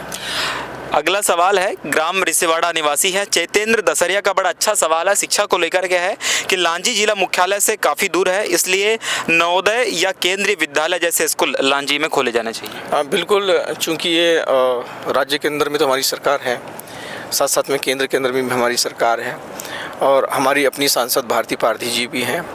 पिछले दिनों जब मैं उनके साथ में बैठा हुआ था तो मैंने इस बात की भी उनके पास में प्रस्ताव रखा है कि आप लांजी के अंदर में एक केंद्रीय विद्यालय या नवोदय विद्यालय खुलवाएं, ताकि यहाँ के लोगों को उसका लाभ मिल सके। और उन्होंने आश्वस्त भी किया है कि भैया जितना हो सकता है मैं अपनी तरफ से प्रयास करूँगी। तो चूँकि मुख्यालय से हम अंतिम छोर में है, 90 किलोमीटर की दूरी में हमारा अंतिम गांव आता है, और ऐसी स्थिति में हम दोनों ही तरफ से, चाहे महाराष्ट्र की तरफ देखें तो गोंदिया जिला लग जाता है 25 किलोमीटर के बाद में, छत्तीसगढ़ की तरफ देखें तो हम 25 किलोमीटर बाद में छत्तीसगढ़ लग जाता है। तो उस तरफ हमारे लोग पढ़ाई करने के लिए जाते नहीं हैं, क्योंकि सीधे सीधे राज्य बदल जाने से एमपी बोर्ड, एमसी तो ठीक है, लेकिन एमपी बोर्ड बदल जाने से लोग उधर नहीं जाके पढ़ाई करना चाहते हैं। तो ऐसी स्थिति में ये लाभ हमारे क्षेत्र को मिल सकता है, और इसके लिए हम लोग आगे भी प्रयासरत रहेंगे। जो सवाल उन्हें रिसेवाड़ा के हमारे जितेंद्र भाई ने किया है, वो उन्हें पता है कि रिसेवाड़ा के अंदर भी जो हाई स्कूल खुला है, वो मेरे जिला पंचायत के कार्यकाल में मैंने ही वहाँ पे हाई स्कूल खुलवाया था। इसी उम्मीद के साथ आपसे सवाल किया उन्होंने। जी, इसी के साथ में, क्योंकि हम लोग एजुकेशन सेक्टर को भी बहुत देखते हैं। अभी उसी हाई स्कूल के अंदर में बाउंड्री वाल भी मैं अभी दे रहा हूँ, और हाई मार्क्स स्लाइड भी दे रहा हूँ, क्योंकि ओपन है इस कारण से। तो बच्चों के लिए विकास की तो हम लोग कर रहे हैं। बात रिसेवाड़ा की हो रही है तो उस रूट में ग्राम पंचायत सावरी खुर्द में और बिरनपुर में एक हाई स्कूल है। हाई स्कूल भवन अभी तक स्वीकृत नहीं हुए हैं। आज भी अगर परीक्षाएं होती है तो देखने को मिलता है कि बच्चे जो है बरामदे में बैठते हैं, बाहर मतलब परीक्षा देते हैं। नहीं, क्या होता है कि वहाँ पे कक्ष हैं, और कक्ष है, लेकिन जब अतिरिक्त कक्ष बने हुए हैं वहाँ पे, लेकिन क्या है कि जब एग्ज़ाम प्रारंभ होती हैं तो उस समय में दूरी काफ़ी दूर बैठाना पड़ता है बच्चों को, तो पर्याप्त संख्या नहीं हो पाती। इस कारण से बरामदे में भी वो रोल नंबर लिख करके, ताकि दूरी बराबर मेंटेन हो और एक दूसरे से नकल ना कर सके, इस हिसाब से वहाँ का स्टाफ जो है उसको व्यवस्था को बनाता है। वो जो सावरी का जो हाई स्कूल है, वो रिसेवाड़ा के साथ में दोनों ही हाई स्कूल मैंने उस समय के हमारी जिला पंचायत की अध्यक्ष थी और सांसद गौरीशंकर बिसेन जी थे, इनसे कहकर वो दोनों हाई स्कूल को मैंने ही खुलवाया था। मैं उस समय उसी क्षेत्र से जिला पंचायत का सदस्य भी रहा। तो व्यवस्थाएं ठीक है। कुछ हमारे स्कूल हैं जहाँ पर हमको अभी तत्काल में 6 कमरे, 7 कमरे, 8 कमरे की आवश्यकताएँ पड़ रही हैं। हमने उसको प्राथमिकता में लिया है, और अभी हम इन स्कूलों को बैठने के लिए कक्ष भी अभी हम अतिरिक्त देंगे। ग्राम मेरिया से शुभम गेडाम का सवाल है कि गाँव में अवैध रूप से शराब बिक्री पर लगाम कब लगेगा? लांजी में जो आबकारी विभाग है एक आरक्षक के भरोसे चल रही है। हाँ, बिल्कुल है कि विभाग के पास में कर्मचारियों की कमी होने की वजह से अवैध शराब का व्यवसाय जो है बढ़ा है, और गांव के अंदर में हम लोग देखते हैं कि जो कुछ लोग हैं जो चौक चौराहे पर शराब का धंधा करते हैं, किराने की दुकान में, पान ठेलों में, इस तरह से। तो हमारी जो युवा पीढ़ी है वो उस पर लिप्त होते जा रही है, नशे का प्रभाव उन पर पड़ रहा है। ऐसी स्थिति में हमारा उस तरफ भी ध्यान है कि हम चाहते हैं कि ये जो खोशे बैठते हैं उन पर भी सख्त कार्रवाई होना चाहिए, और समय समय पर जब गांव से हम लोगों के पास में ऐसी मांग आती है तो हम लोग गांव में बैठने वाले इन लोगों के ऊपर में कार्रवाई भी कराते हैं। लेकिन ये होता है कि वो 2-3 महीने जेल में रहने के बाद फिर आते हैं, फिर व्यवसाय चालू कर देते हैं। नगर में सट्टा भी इसी क्रम में है? सट्टा बहुत कम है, और पहले के समय में हम देखते थे कि 3-4 साल पहले बड़ी तादाद में लोग सट्टा खिलाते थे, लेकिन अभी पुलिस प्रशासन उसमें थोड़ी सख्त है और इन लोगों के खिलाफ़ कार्रवाई भी कर रही है। तो अभी ओपन जो चलता था वो अभी बंद है। अंदर हमको भी जानकारी में है कि कुछ चल रहा है, जिस पर भी हम लोग पुलिस प्रशासन से बात करेंगे और ऐसे जो अवैध काम पे लिप्त लोग हैं उनके खिलाफ़ कार्रवाई करवाएंगे। मोहजरी से अनुराग पटेल का सवाल है, वो इस तरह से है कि इससे पहले और भी विधायक लांजी किरणापुर विधानसभा क्षेत्र में हुए हैं, उनसे कितना अलग विकास कार्य आप कर पाएंगे? बिल्कुल, अभी मैं मोहजरी एक कार्यक्रम में गया था तो मैंने वहाँ पे काफ़ी सारी घोषणाएं मैंने किया हूँ। हमारे युवा साथी हमारे साथ में जो भी गाड़ी में चल रहे हैं, युवा मोर्चा के उपाध्यक्ष गौरव बैस जी और मेरे छोटे भाई क्रिकेट प्रतियोगिता में भी गए थे।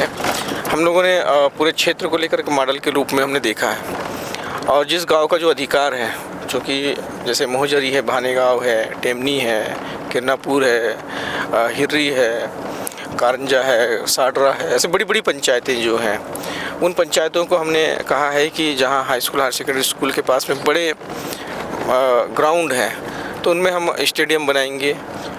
लांजी के अंदर में इंडोर स्टेडियम, किरणापुर के अंदर में इंडोर स्टेडियम बनाएंगे। तो विकास की राह पर हम उस आगे बढ़ा रहे हैं और अभी हमने बजट में भी इस एक साल के अंदर लगभग 107 करोड़ रुपए का हमने काम सैंक्शन करा के लाया है, जिसमें सड़कें और पुल पुलियाएँ हैं। तो विकास की राह पे लांजी अब तेज़ी के साथ में दौड़ रहा है। बड़ी कार्य योजना भी हमने बनाया है कि आमगांव से लेकर लांजी से लेकर रजेगांव तक के 2 लेन सड़क विद डिवाइडर जिन गांव के अंदर में है, नाली गांव के अंदर में बने, जिससे कि हमारे यहाँ के आवागमन का जो आवागमन हो रहा है कि इधर की रिश्तेदारी महाराष्ट्र की तरफ है, छत्तीसगढ़ की तरफ है और हम मध्य प्रदेश के अंतिम छोर में हैं, तो इस कारण से हमारे यहाँ से कोई 4 लेन सड़क, 6 लेन सड़क अभी तक नहीं। संयोग भी ये है कि अब आमगांव में भी भाजपा के विधायक हैं, गोंदिया में भी भाजपा के विधायक है, सरकार भी भाजपा की और केंद्र में भी। अभी मुझे आमगांव के विधायक जी का फ़ोन आया था, बातचीत नहीं हो पा रही हो, किसी कार्यक्रम में हो गए तो इस वजह से, और हम दोनों भाई मिल करके और गोंदिया विधायक भी जो है विनोद अग्रवाल जी, उनका भी हम लोग सहयोग ले रहे हैं और हम सब साथ में मिल करके कार्य योजना बना रहे हैं कि क्योंकि गोंदिया की भी सीमाएं लगती हैं, ज़्यादातर मुझे आमगांव विधानसभा की सीमाएं लगती हैं। तो कुछ पुलियां तो हमने सैंक्शन कराया है, कुछ पुलियां हम महाराष्ट्र सरकार से लेंगे, कुछ सड़कें हमने सैंक्शन कराया है, कुछ सड़कें उनके माध्यम से लेंगे ताकि कनेक्टिविटी हमारी अच्छी बने। और नहर भी जो है हमारे यहाँ का, जो मैंने सुबह के समय में आपको इंटरव्यू दिया उसमें कहा था कि जो पुजारी टोला का जो डैम है बाग नदी का, उसका जो बाग का केनाल का पानी जो जब आता है तो लांजी की भी धरती को सिंचित करता है, वो महाराष्ट्र के आमगांव और गोंदिया की भी धरती को सिंचित करता है। तो उस कार्य योजना में ज़्यादा हिस्सा जो है वो महाराष्ट्र का है। तो ऐसी स्थिति में हमने कहा है कि आप अपनी सरकार से, हम अपनी सरकार से मांग करें और केंद्रीय मंत्री जी जो हैं हमारे पाटिल जी, उनसे हम अगर मांग करेंगे तो इस पे बहुत अच्छा काम हमारा हो सकता है और किसानों को ज़्यादा लाभ मिल सकता है और किसानी की जो हमारी सिंचाई का जो रकबा है वो हम इसको डबल कर सकते हैं।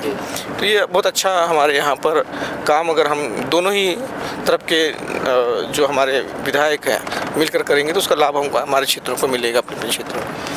ओटेकसा कन्हार टोला जो भाडर अंचल में है, वहाँ से संदीप कठाने जी हैं, उनका सवाल ये है कि लाडली बहनों को तो सरकार 1250 दे रही है, लेकिन दिव्यांगों को सिर्फ 600 रुपये है, जबकि महिलाएं कुछ तो काम कर भी लेती है लेकिन दिव्यांग नहीं।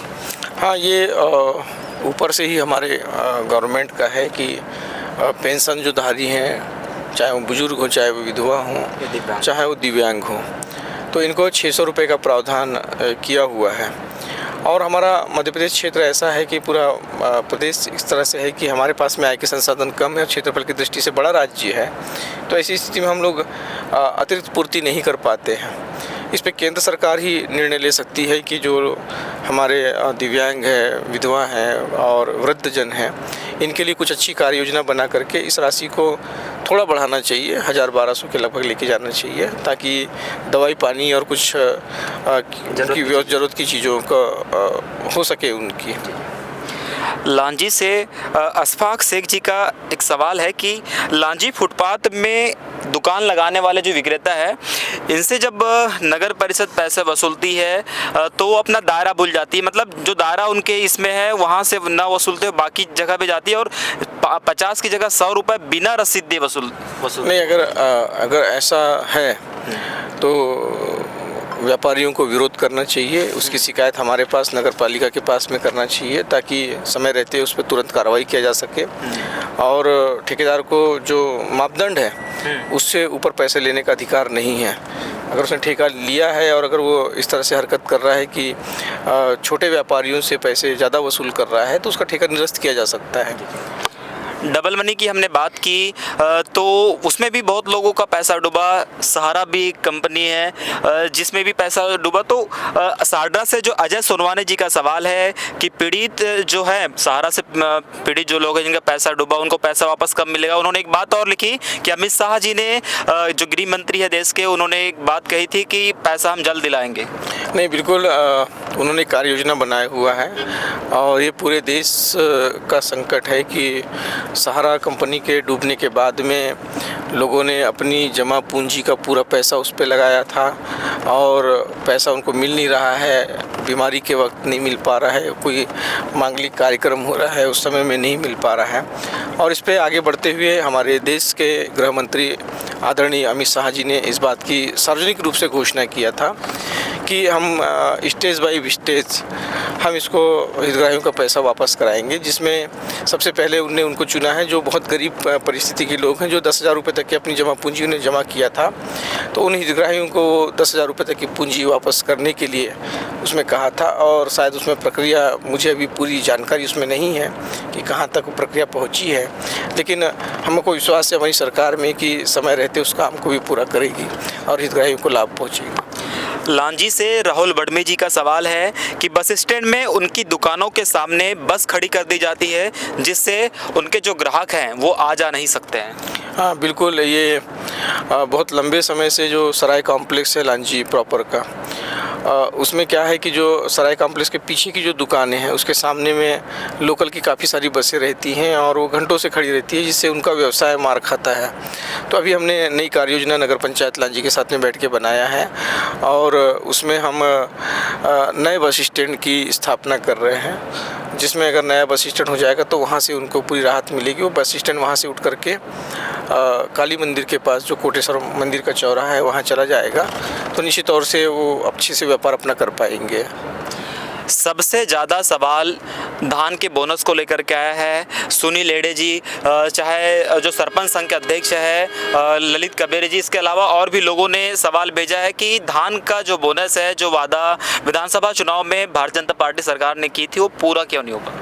हाँ बिल्कुल, इस कार्य के लिए तो मैंने हमेशा माननीय मुख्यमंत्री जी जब भी, चाहे वो लांजी के मंच में आए हों, चाहे वो बालाघाट के मंच पर आए हों या भोपाल स्तर पे जब भी हमारी बैठकें आयोजित हुई हो, मैंने हमारे मुख्यमंत्री जी से हमेशा इस बात को रखा कि हमारी सरकार का वादा था कि हम 3100 रुपये प्रति कुंटल के हिसाब से धान का रेट देंगे। लेकिन मैं जिस तरह से कहा मैंने पहले भी कि मध्य प्रदेश की स्थिति जो है, आर्थिक रूप से हम कमज़ोर राज्य हैं, तो ऐसी स्थिति में एक साथ दे पाना थोड़ा सा असंभव सा लगता है। माननीय मुख्यमंत्री जी ने पिछले दिनों ही एक आश्वासन मुझे दिया था जब मैं दिल्ली में जाके उनसे मुलाकात किया था और मैंने मांग रखा था, जब उस समय में किसान गर्जना ने आंदोलन किया था, बालाघाट बंद का आह्वान किया था उस समय, तो उन्होंने भी आश्वस्त किया था कि कुछ अच्छा करेंगे। लेकिन अभी अगर 2,000 रुपये प्रति हेक्टेयर के हिसाब से हमारी सरकार ने घोषणा किया है, तो अब इसको धीरे धीरे करके हम प्रतिवर्ष बढ़ा के लेके जाएंगे और जो हमारी सरकार ने वादा किया है उसको निश्चित तौर पे इन 5 सालों के अंदर में पूरा करेगी। बड़गांव रामोटोला जो मनेरी के पास है, वहाँ से डेमेश्वर चैतराम नगपुरे जी का सवाल है कि जो रामोटोला जो सड़क जाते हैं वो मार्ग इतना ख़राब है कि बरसात के दिनों में चलने लायक नहीं रहता। बिल्कुल, वो बहुत करीब का मेरा गांव है और मैंने उसका TS करवा लिया है और आने वाले समय में उनको ये तकलीफ़ झेलना नहीं पड़ेगा। जल्दी हम उस सड़क को, रामोटोला से बड़गांव वाली सड़क को बनाएंगे। अब हम फिलहाल सभी लोगों के सवाल को तो फिलहाल नहीं ले पा रहे हैं, लेकिन नगर की बात इसलिए कर लेते हैं क्योंकि विधायक जी खुद नगर से हैं। हमेशा वो सुबह से लेकर शाम तक नगर में रहते हैं। मतलब निकलते हैं तो नगर में, जाना भी है वापसी तो नगर में ही। वहाँ पर जो CCTV कैमरे जो लगे हुए थे वो अब वहाँ पर नहीं दिखते हैं। क्या उसकी व्यवस्था मतलब व्यवस्थित रूप से वो नहीं रख पाया नगर परिषद, या फिर उसका मेंटेनेंस नहीं कर पाया? बिल्कुल, वो समय रहते उसका मेंटेनेंस ठीक से नहीं हो पाया और कई सारे कैमरे, वायर, ये सारी चीज़ें, क्योंकि पूरे नगर पंचायत को उन्होंने उस समय CCTV कैमरे से लेस किया था और वो ऐसा लगता नहीं है कि पूरे क्षेत्र को कवर, पूरे नगर क्षेत्र को अगर कवर करते हैं तो उसमें बहुत सारी दिक्कतें आती हैं। जैसे बंदर वायर तोड़ दे रहे हैं, फिर बरसात के दिनों में ख़राब हो जा रहा है और जब ज़रूरत पड़ रही है तो CCTV में कुछ दिख नहीं रहा है, तो उसको मेंटेनेंस करना ये बड़ी तकलीफ़ है।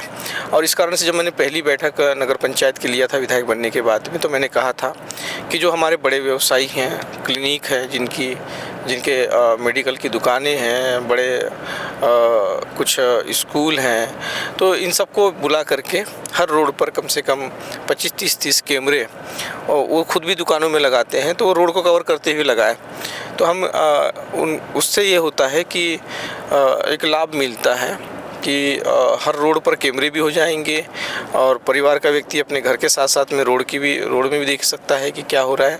और कभी कोई घटना रोड से आते जाते में कभी कुछ होती है तो ये प्रशासन भी उसको ट्रेस कर सकता है।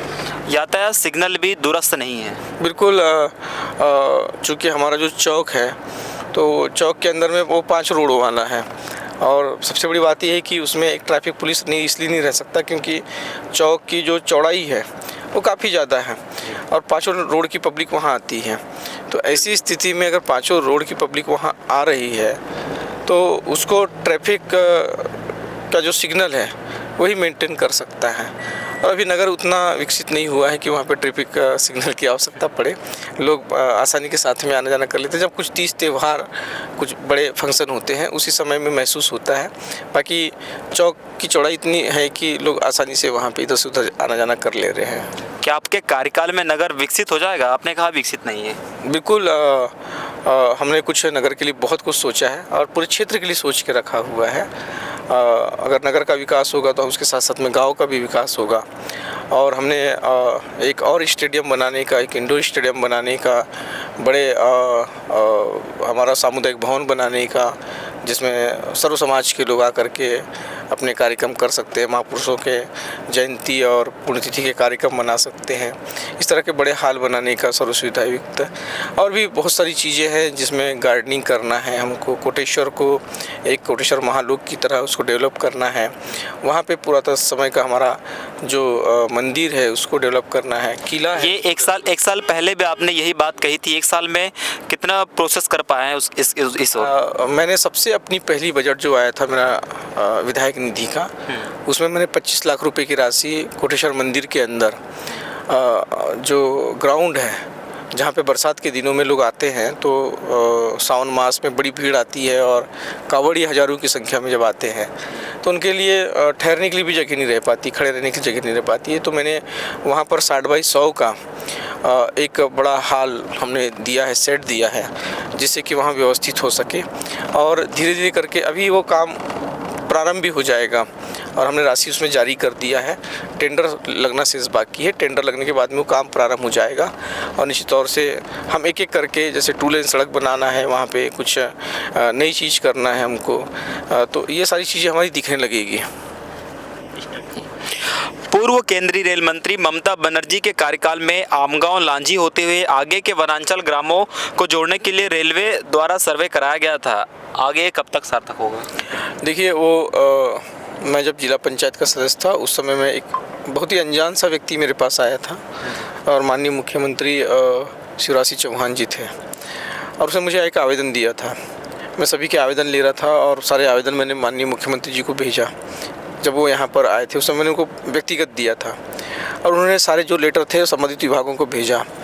उस समय में ममता बनर्जी रेल मंत्री थी, तो उनको भी लगा कि शायद ये सड़क इस रेलवे लाइन के लिए माननीय मुख्यमंत्री जी ने का रिक्वायरमेंट है, तो उस समय फिर उन्होंने सर्वे करवाया।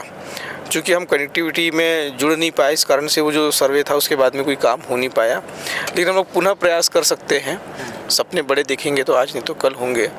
चाहे वो 25 साल में हो, चाहे वो 50 साल में हो, हमारी आने वाली पीढ़ी को उसका लाभ मिले। तो हम लोग भी फिर से प्रयास करेंगे कि वो सर्वे का जो काम अगर होने के बाद रुक गया तो उसमें बजट आ जाए, ताकि फिर से सर्वे हो और हमारा जो लांजी है वो रेलवे लाइन से जुड़ जाए। लोकसभा चुनाव के पहले जब शायद अगस्त में भारतीय जनता पार्टी का एक सम्मेलन हुआ था, कार्यकर्ता सम्मेलन, और सांसद जी का सत्कार सम्मान भी किए थे जो मंगल भवन में, वहाँ पर एक बात सभी नेताओं ने कही थी कि लांजी में टिकट काउंटर घर रेल का खुलना चाहिए। हाँ, पिछली बार सांसद जी से मैंने कहा था कि यहाँ पे पोस्ट ऑफिस है, बड़ा पोस्ट ऑफिस है, तो ऐसी स्थिति में बहुत जगहों पे रेलवे विभाग ने आरक्षण का काउंटर खोला हुआ है। तो अभी मेरा लेटर भी तैयार है उसमें, और माननीय सांसद जी से भी मैं बात करूँगा ताकि बैठकों में जब वो जाएँ तो इस बात के लिए पूरी जोर लगाएं कि लांजी के अंदर में काउंटर खुलता है तो हमारे यहाँ के लोगों को उसका लाभ मिलेगा और यहीं से तत्काल वो रिजर्वेशन करवा सकेंगे, टिकट ले सकेंगे। भाडरा अंचल के लिए क्या प्लान है आपका? देखिए, मेरे लिए तो पूरा विधानसभा क्षेत्र एक जैसा है और हमने सारे का सारा रोड मैप तैयार करके रखा हुआ है। हर पंचायतों को जो ज्वलंत काम है हमारे, जिस पे जनता ज़्यादा प्रभावित हो रही है या नुकसान पहुंच रहा है, तो उन कामों को हमने प्राथमिकता में लिया हुआ है और उस विजन डॉक्यूमेंट्स के साथ में हम लोग पूरा आगे बढ़ रहे हैं। हमसे एक विजन डॉक्यूमेंट्स हमारे मुख्यमंत्री जी ने भी मांगा है।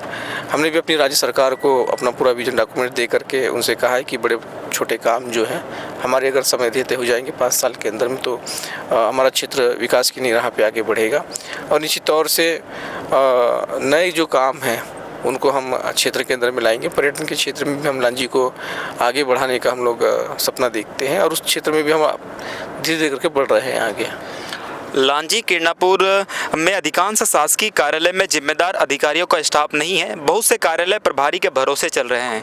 बहुत से जिम्मेदार अधिकारी मुख्यालय में नहीं रहते। कुछ विभाग में तो कर्मचारी सांप की कुंडली मारकर बैठे हैं। देखिए, चूँकि जो विभाग हैं और उनमें बड़े अधिकारी जो हैं वो अब प्रमोशन नहीं होने के कारण में इन विभागों के अंदर में नहीं है और जो लोग हैं अगर हम हटा देंगे तो फिर नए आते नहीं हैं और कोई भी अधिकारी जो है वो बड़े क्षेत्रों में काम करना चाहता है जहाँ पे सारी कनेक्टिविटी है, सुख सुविधाएं मिल रही हैं, जिले स्तर है, संभाग स्तर पे हैं, तो यहाँ आना नहीं चाहता वो। तो ऐसी स्थिति में जो लोग हैं हम लोग उन्हीं से काम चला रहे हैं और ज़्यादातर वो स्थानीय हैं, जिले के हैं, तो इस कारण से वो यहाँ पे काम कर ले रहे हैं। तो हमारी जो कोशिश ये है कि कुछ थोड़ी व्यवस्थाएँ और बन जाए सब इंजीनियर्स की, एसडीओस की, तो क्षेत्र में काम अच्छा हो सकता है, तेजी के साथ में बढ़ सकता है। लेकिन फिर भी ये पर्याप्त कर रहे हैं, काम में ध्यान है इन अधिकारियों का और इनका पूरा सहयोग भी मिलता है हमको। स्वास्थ्य विभाग की बात करें तो यहाँ सिविल अस्पताल होने के बाद भी विशेषज्ञ चिकित्सकों की भारी कमी है। कई जगह तो उप स्वास्थ्य केंद्र के भवन शोभा की सुपारी बने हुए हैं, इन भवनों में ताला जड़े हुए हैं। नहीं, वो उप स्वास्थ्य जो केंद्र के जो भवन हैं जिनमें ताला लगा हुआ है उनमें ठेकेदारों के द्वारा भी कुछ काम अधूरा है। तो ऐसी स्थिति में पंचायत ने उसको हैंडवर्क नहीं लिया है। जल्दी हम उनको अधूरे काम को पूरा कराएंगे और हैंडवर्क हो जाता है, पंचायत हैंडवर्क ले लेते हैं, तो फिर उनका भी उनके अंदर में भी जो कर्मचारी हैं वो रहेंगे और वहाँ पे हमारी आम जनता को सहूलियत मिलेगी। बहुत से ऐसे विद्यार्थी हैं जिनमें प्रतिभाओं की कमी नहीं रहती है, आर्थिक रूप से वो आगे पढ़ नहीं पाते हैं या बढ़ नहीं पाते हैं। क्या आपके प्रयास से भोपाल या बालाघाट जैसे में पढ़ने के लिए उनकी व्यवस्था की जाएगी? देखिए, आवश्यकताएं सबकी हैं और हमारी सरकार ने हॉस्टल खोल के रखा हुआ है।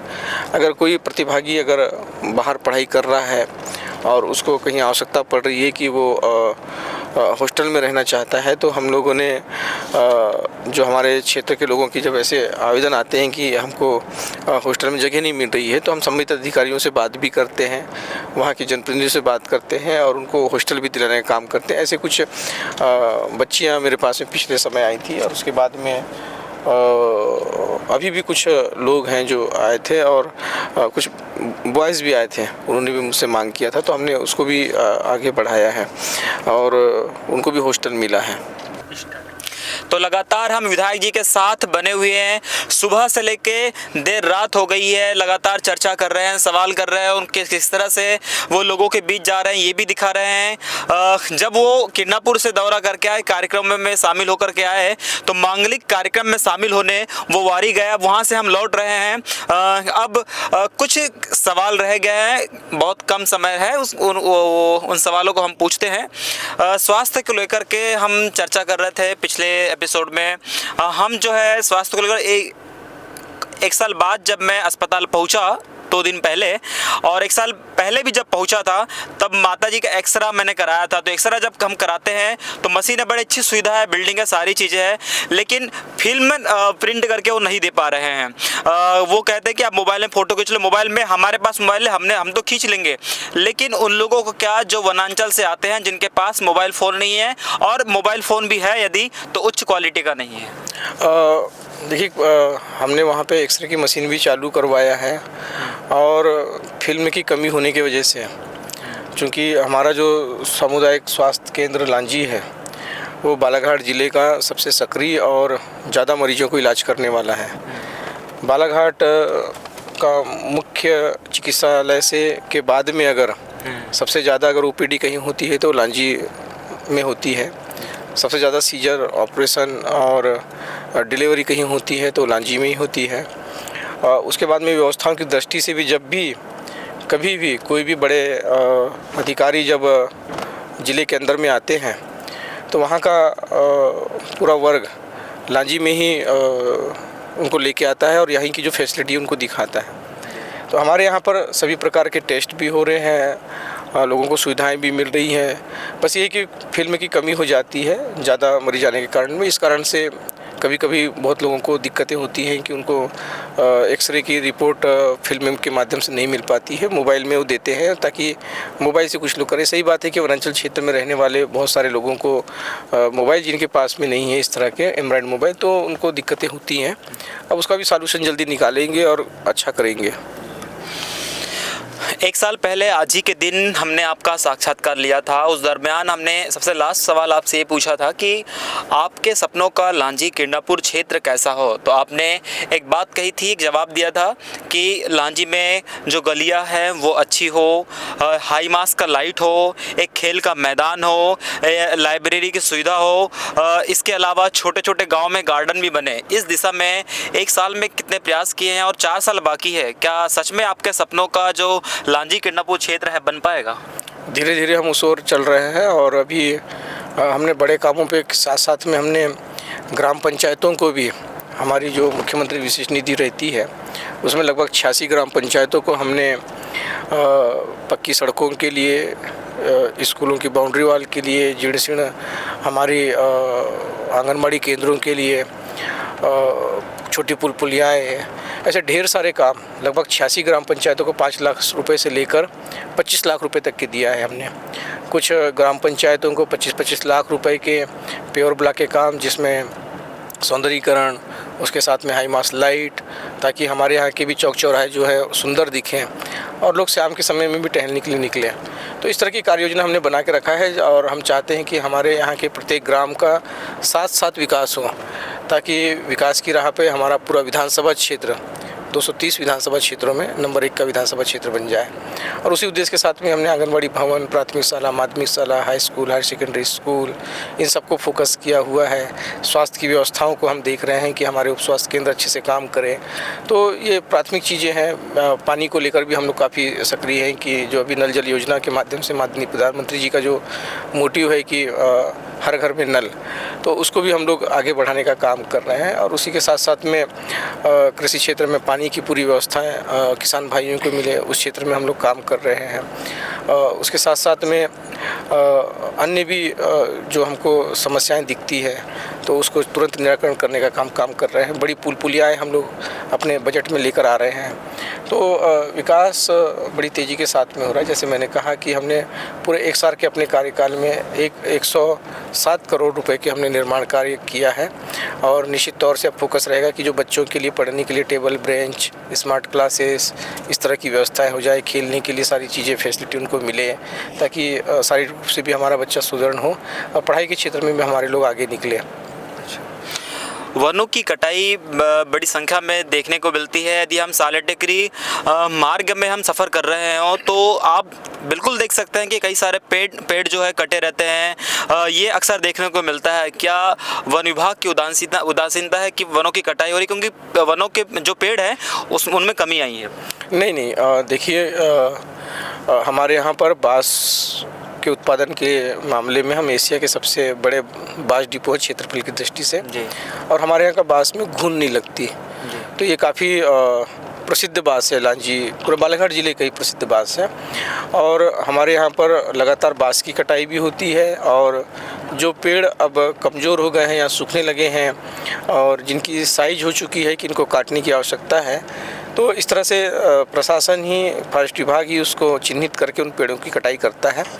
और बड़ा हम लकड़ी उत्पादक भी क्षेत्र है और यहाँ से कटाई होकर बाहर भी जाता है। और साथ साथ में हमारे यहाँ पे वनांचल बड़ी मात्रा में है, तो प्रचुर मात्रा में है, तो इस कारण से इसका उपयोग भी हो रहा है। और साथ साथ में प्लांटेशन भी, जितने पेड़ कट रहे हैं उससे ज़्यादा प्लांटेशन भी हो रहा है। तो ऐसा नहीं है, जंगल के अंदर में कटाई भी चलती है फॉरेस्ट विभाग की, और वृक्षारोपण का भी काम कर रहे हैं। तो ये सतत प्रक्रिया है और शासकीय मद में ही सारा पैसा उसका जा रहा है। वर्तमान केंद्रीय कृषि मंत्री शिवराज सिंह चौहान और मध्य प्रदेश के पूर्व मुख्यमंत्री ये जब किरनापुर पहुंचे थे तो उन्होंने एक बात कही थी कि किरनापुर को नगर पंचायत का दर्जा दिलाएंगे। इसके उन्नयन में अब तक कार्य कहां तक हो पाया है? मेरी माननीय कैलाश विजयवर्गीय जी से बात हुई थी, मैंने उनको प्रस्ताव भी दिया हुआ है। और अभी माननीय मुख्यमंत्री जी ने भी इस बात की घोषणा किया है कि अभी पंचायतों का कार्यकाल चल रहा है, 2.5 साल का लगभग कार्यकाल उनका बचा हुआ है। तो ऐसी स्थिति में पंचायतों के अंतिम कार्यकाल में हमारे तहसील स्तर की बहुत सारी बड़ी ग्राम पंचायतें हैं जिसको नगर पंचायत में परिवर्तित करने का कार्य हमारी सरकार करने जा रही है, जिसमें किरनापुर का भी अपना नाम है। और आने वाले समय में हमको किरनापुर नए नगर पंचायत के रूप में दिखेगा। प्रदेश से लेकर के तहसील स्तर तक संगठन में बड़े बदलाव हुए हैं। जो नए लोगों को जिम्मेदारी मिली है वो किस तरह से जिम्मेदारी निभा पाएंगे, कैसे देखते हैं आप? देखिए, संगठन के बहुत मजबूत कार्यकर्ता हैं जिन्होंने बहुत लंबे समय से काम किया है और उनको उनकी क्षमता के अनुरूप पार्टी ने कार्य दिया हुआ है। और पूरी ताकत के साथ में संगठन में, पूरी तन्मयता के साथ में हमारे संगठन के लोग काम कर रहे हैं और हमारा संगठन काफ़ी मजबूत है। इस बार बूथ स्तर पर हमारी समितियां बनी हैं, बूथ स्तर पर हमने सस्ता अभियान चलाया है, हमने शक्ति केंद्र स्तर पर, मंडल स्तर पर हमारे नए पदाधिकारी बने हैं और जिले स्तर पर भी अब घोषणाएं हमारी हो चुकी है। प्रदेश स्तर पर भी हमारी जल्दी घोषणा हो जाएंगी और हमारा मध्य प्रदेश का संगठन और पूरे देश का संगठन काफ़ी मजबूत है भाजपा का। तो निश्चित तौर से जो भी पदाधिकारी बनता है वो पूरी तन्मयता के साथ में भिड़ करके काम करता है और संगठन को मजबूत करने का काम करता है। एक अंतिम सवाल हम आपसे पूछना चाह रहे हैं। किरनापुर को लेकर के बहुत कम सवाल हमारे पास आए थे, हम भी ढूंढ पाए थे, लेकिन एक लाइन में एक सवाल करूंगा, जवाब शायद आपके सारे आ जाने चाहिए। किरनापुर को आप भविष्य में किस रूप से मतलब देखेंगे और किरनापुर के लिए क्या विज़न है आपके पास? देखिए, मैं जैसे ही कहा कि हमारे लिए सभी पूरा क्षेत्र जो है एक साथ क्षेत्र है और जितना लांजी का जो हमारा तहसील मुख्यालय है, जितना क्षेत्र आता है, जनपद क्षेत्र आता है और किरनापुर के जो जनपद क्षेत्र आते हैं, दोनों को हम बराबर विकास की राह पे आगे बढ़ा रहे हैं। किसी तरह से किसी क्षेत्र के साथ में हम लोग ऐसा नहीं है कि कम विकास किया जाए, क्योंकि हमारा ध्येय यही है कि जब तक एक एक गांव का विकास नहीं होगा तब तक के संभव नहीं है लांजी पूरी विधानसभा का विकास होना। और इस कारण से हम तेज़ी के साथ में काम कर रहे हैं और लांजी को भी उतने ही विकास के हम लोग काम दे रहे हैं और किरनापुर को भी उतने विकास के काम दे रहे हैं। जी, अच्छा भैया, एक सवाल रह गया कि कुछ लोग ये भी कह रहे हैं और कुछ लोग ये भी कह रहे हैं कि ये 5 साल ही नहीं, अगला 5 साल भी आपका है। बिल्कुल, जनता का आशीर्वाद है और इसी तरह से आशीर्वाद बना रहेगा। मुझे वो विधायक के रूप में देखना चाहते हैं और बहुत लंबे समय से जनता की मांग थी और हमारी भी कोशिश है कि हम दिन रात मेहनत करके कितना हम उनके दिल में खरा उतर सकते हैं, उनके जो काम हैं उनको हम पूरा कर सकते हैं, क्षेत्र का विकास कर सकते हैं, उस ओर हम सतत प्रयत्नरत भी हैं। तो देख रहे थे विधायक जी के साथ एक दिन विधायक जी के साथ सीधी बात। इस एपिसोड के तहत आज हम दिन भर उनके साथ बने हुए थे। सबसे पहले हमने जाना कि किस तरह से वो लोगों की जन समस्याओं को सुनते हैं, चौपाल लगाते हैं घर में, पहले उसके बाद जो भी उनका तय कार्यक्रम होता है उसमें जाते हैं, वहां से लौटते हैं। उसके बाद में भी और भी लोग मौजूद होते हैं, उनकी भी जन समस्याओं को सुनते हैं। इसके अलावा मांगलिक कोई कार्यक्रम हो, कोई धार्मिक कार्यक्रम हो तो वहां भी जाते हैं, वहां भी पूरा अपना समय देते हैं। अभी हम लौट रहे हैं वारी से, एक मांगलिक कार्यक्रम में वो सम्मिलित होने ही गए थे, तो इस दरमियान कुछ सवाल बचे हुए थे, उनको पूरा पूछ लिया है हमने। तो देखा विधायक जी की चर्चा बड़ी होती कि बड़े सरल है, सबकी समस्याओं को वो सुनते हैं। आज दिन भर रह करके हमने इस बात को देखा भी है कि अगर आप वनांचल ग्राम से भी आ रहे हैं, आप भले ही पढ़े लिखे ना हो, लेकिन उनके जो स्टाफ में सदस्य हैं उन लोग भी उनकी समस्याओं को सुनते हैं और समझाते हैं। तो आज दिन भर में हमने देखा कि किस तरह से कार्यकर्ताओं से वो मिलते हैं, कितने उत्साह के साथ। सही बात है, यदि आप लोगों की उम्मीदों पर खरा उतरेंगे, उनके कामों को करेंगे तो उनके बीच में जाने में मज़ा भी कुछ और आता है।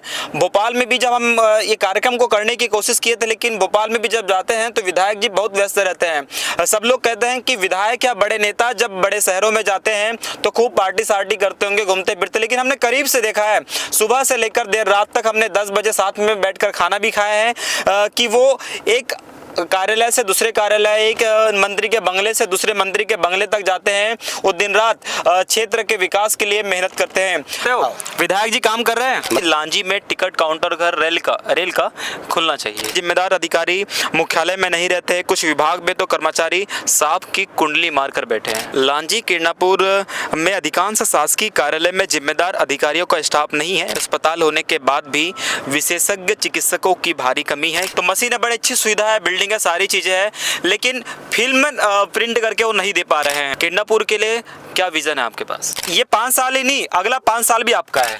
आज हम एक दिन सीधी बात विधायक राजकुमार कर रहा है सर के साथ। इस की डबल मनी कांड के मुख्य आरोपी जो सोमेंद्र कंकराने हैं, वो देवलगांव से सतीश कुमार ठाकरे ने। अगला सवाल है, ग्राम रिसेवाड़ा निवासी है चैतेंद्र दसरिया का बड़ा। ग्राम मेरिया से शुभम गेडाम का, मोहजरी से अनुराग पटेल का सवाल है। वो सारडा से जो अजय सोनवाने जी का सवाल, सुनील लेडे जी, चाहे जो सरपंच संघ के अध्यक्ष है ललित कबेरे जी, इसके अलावा और भी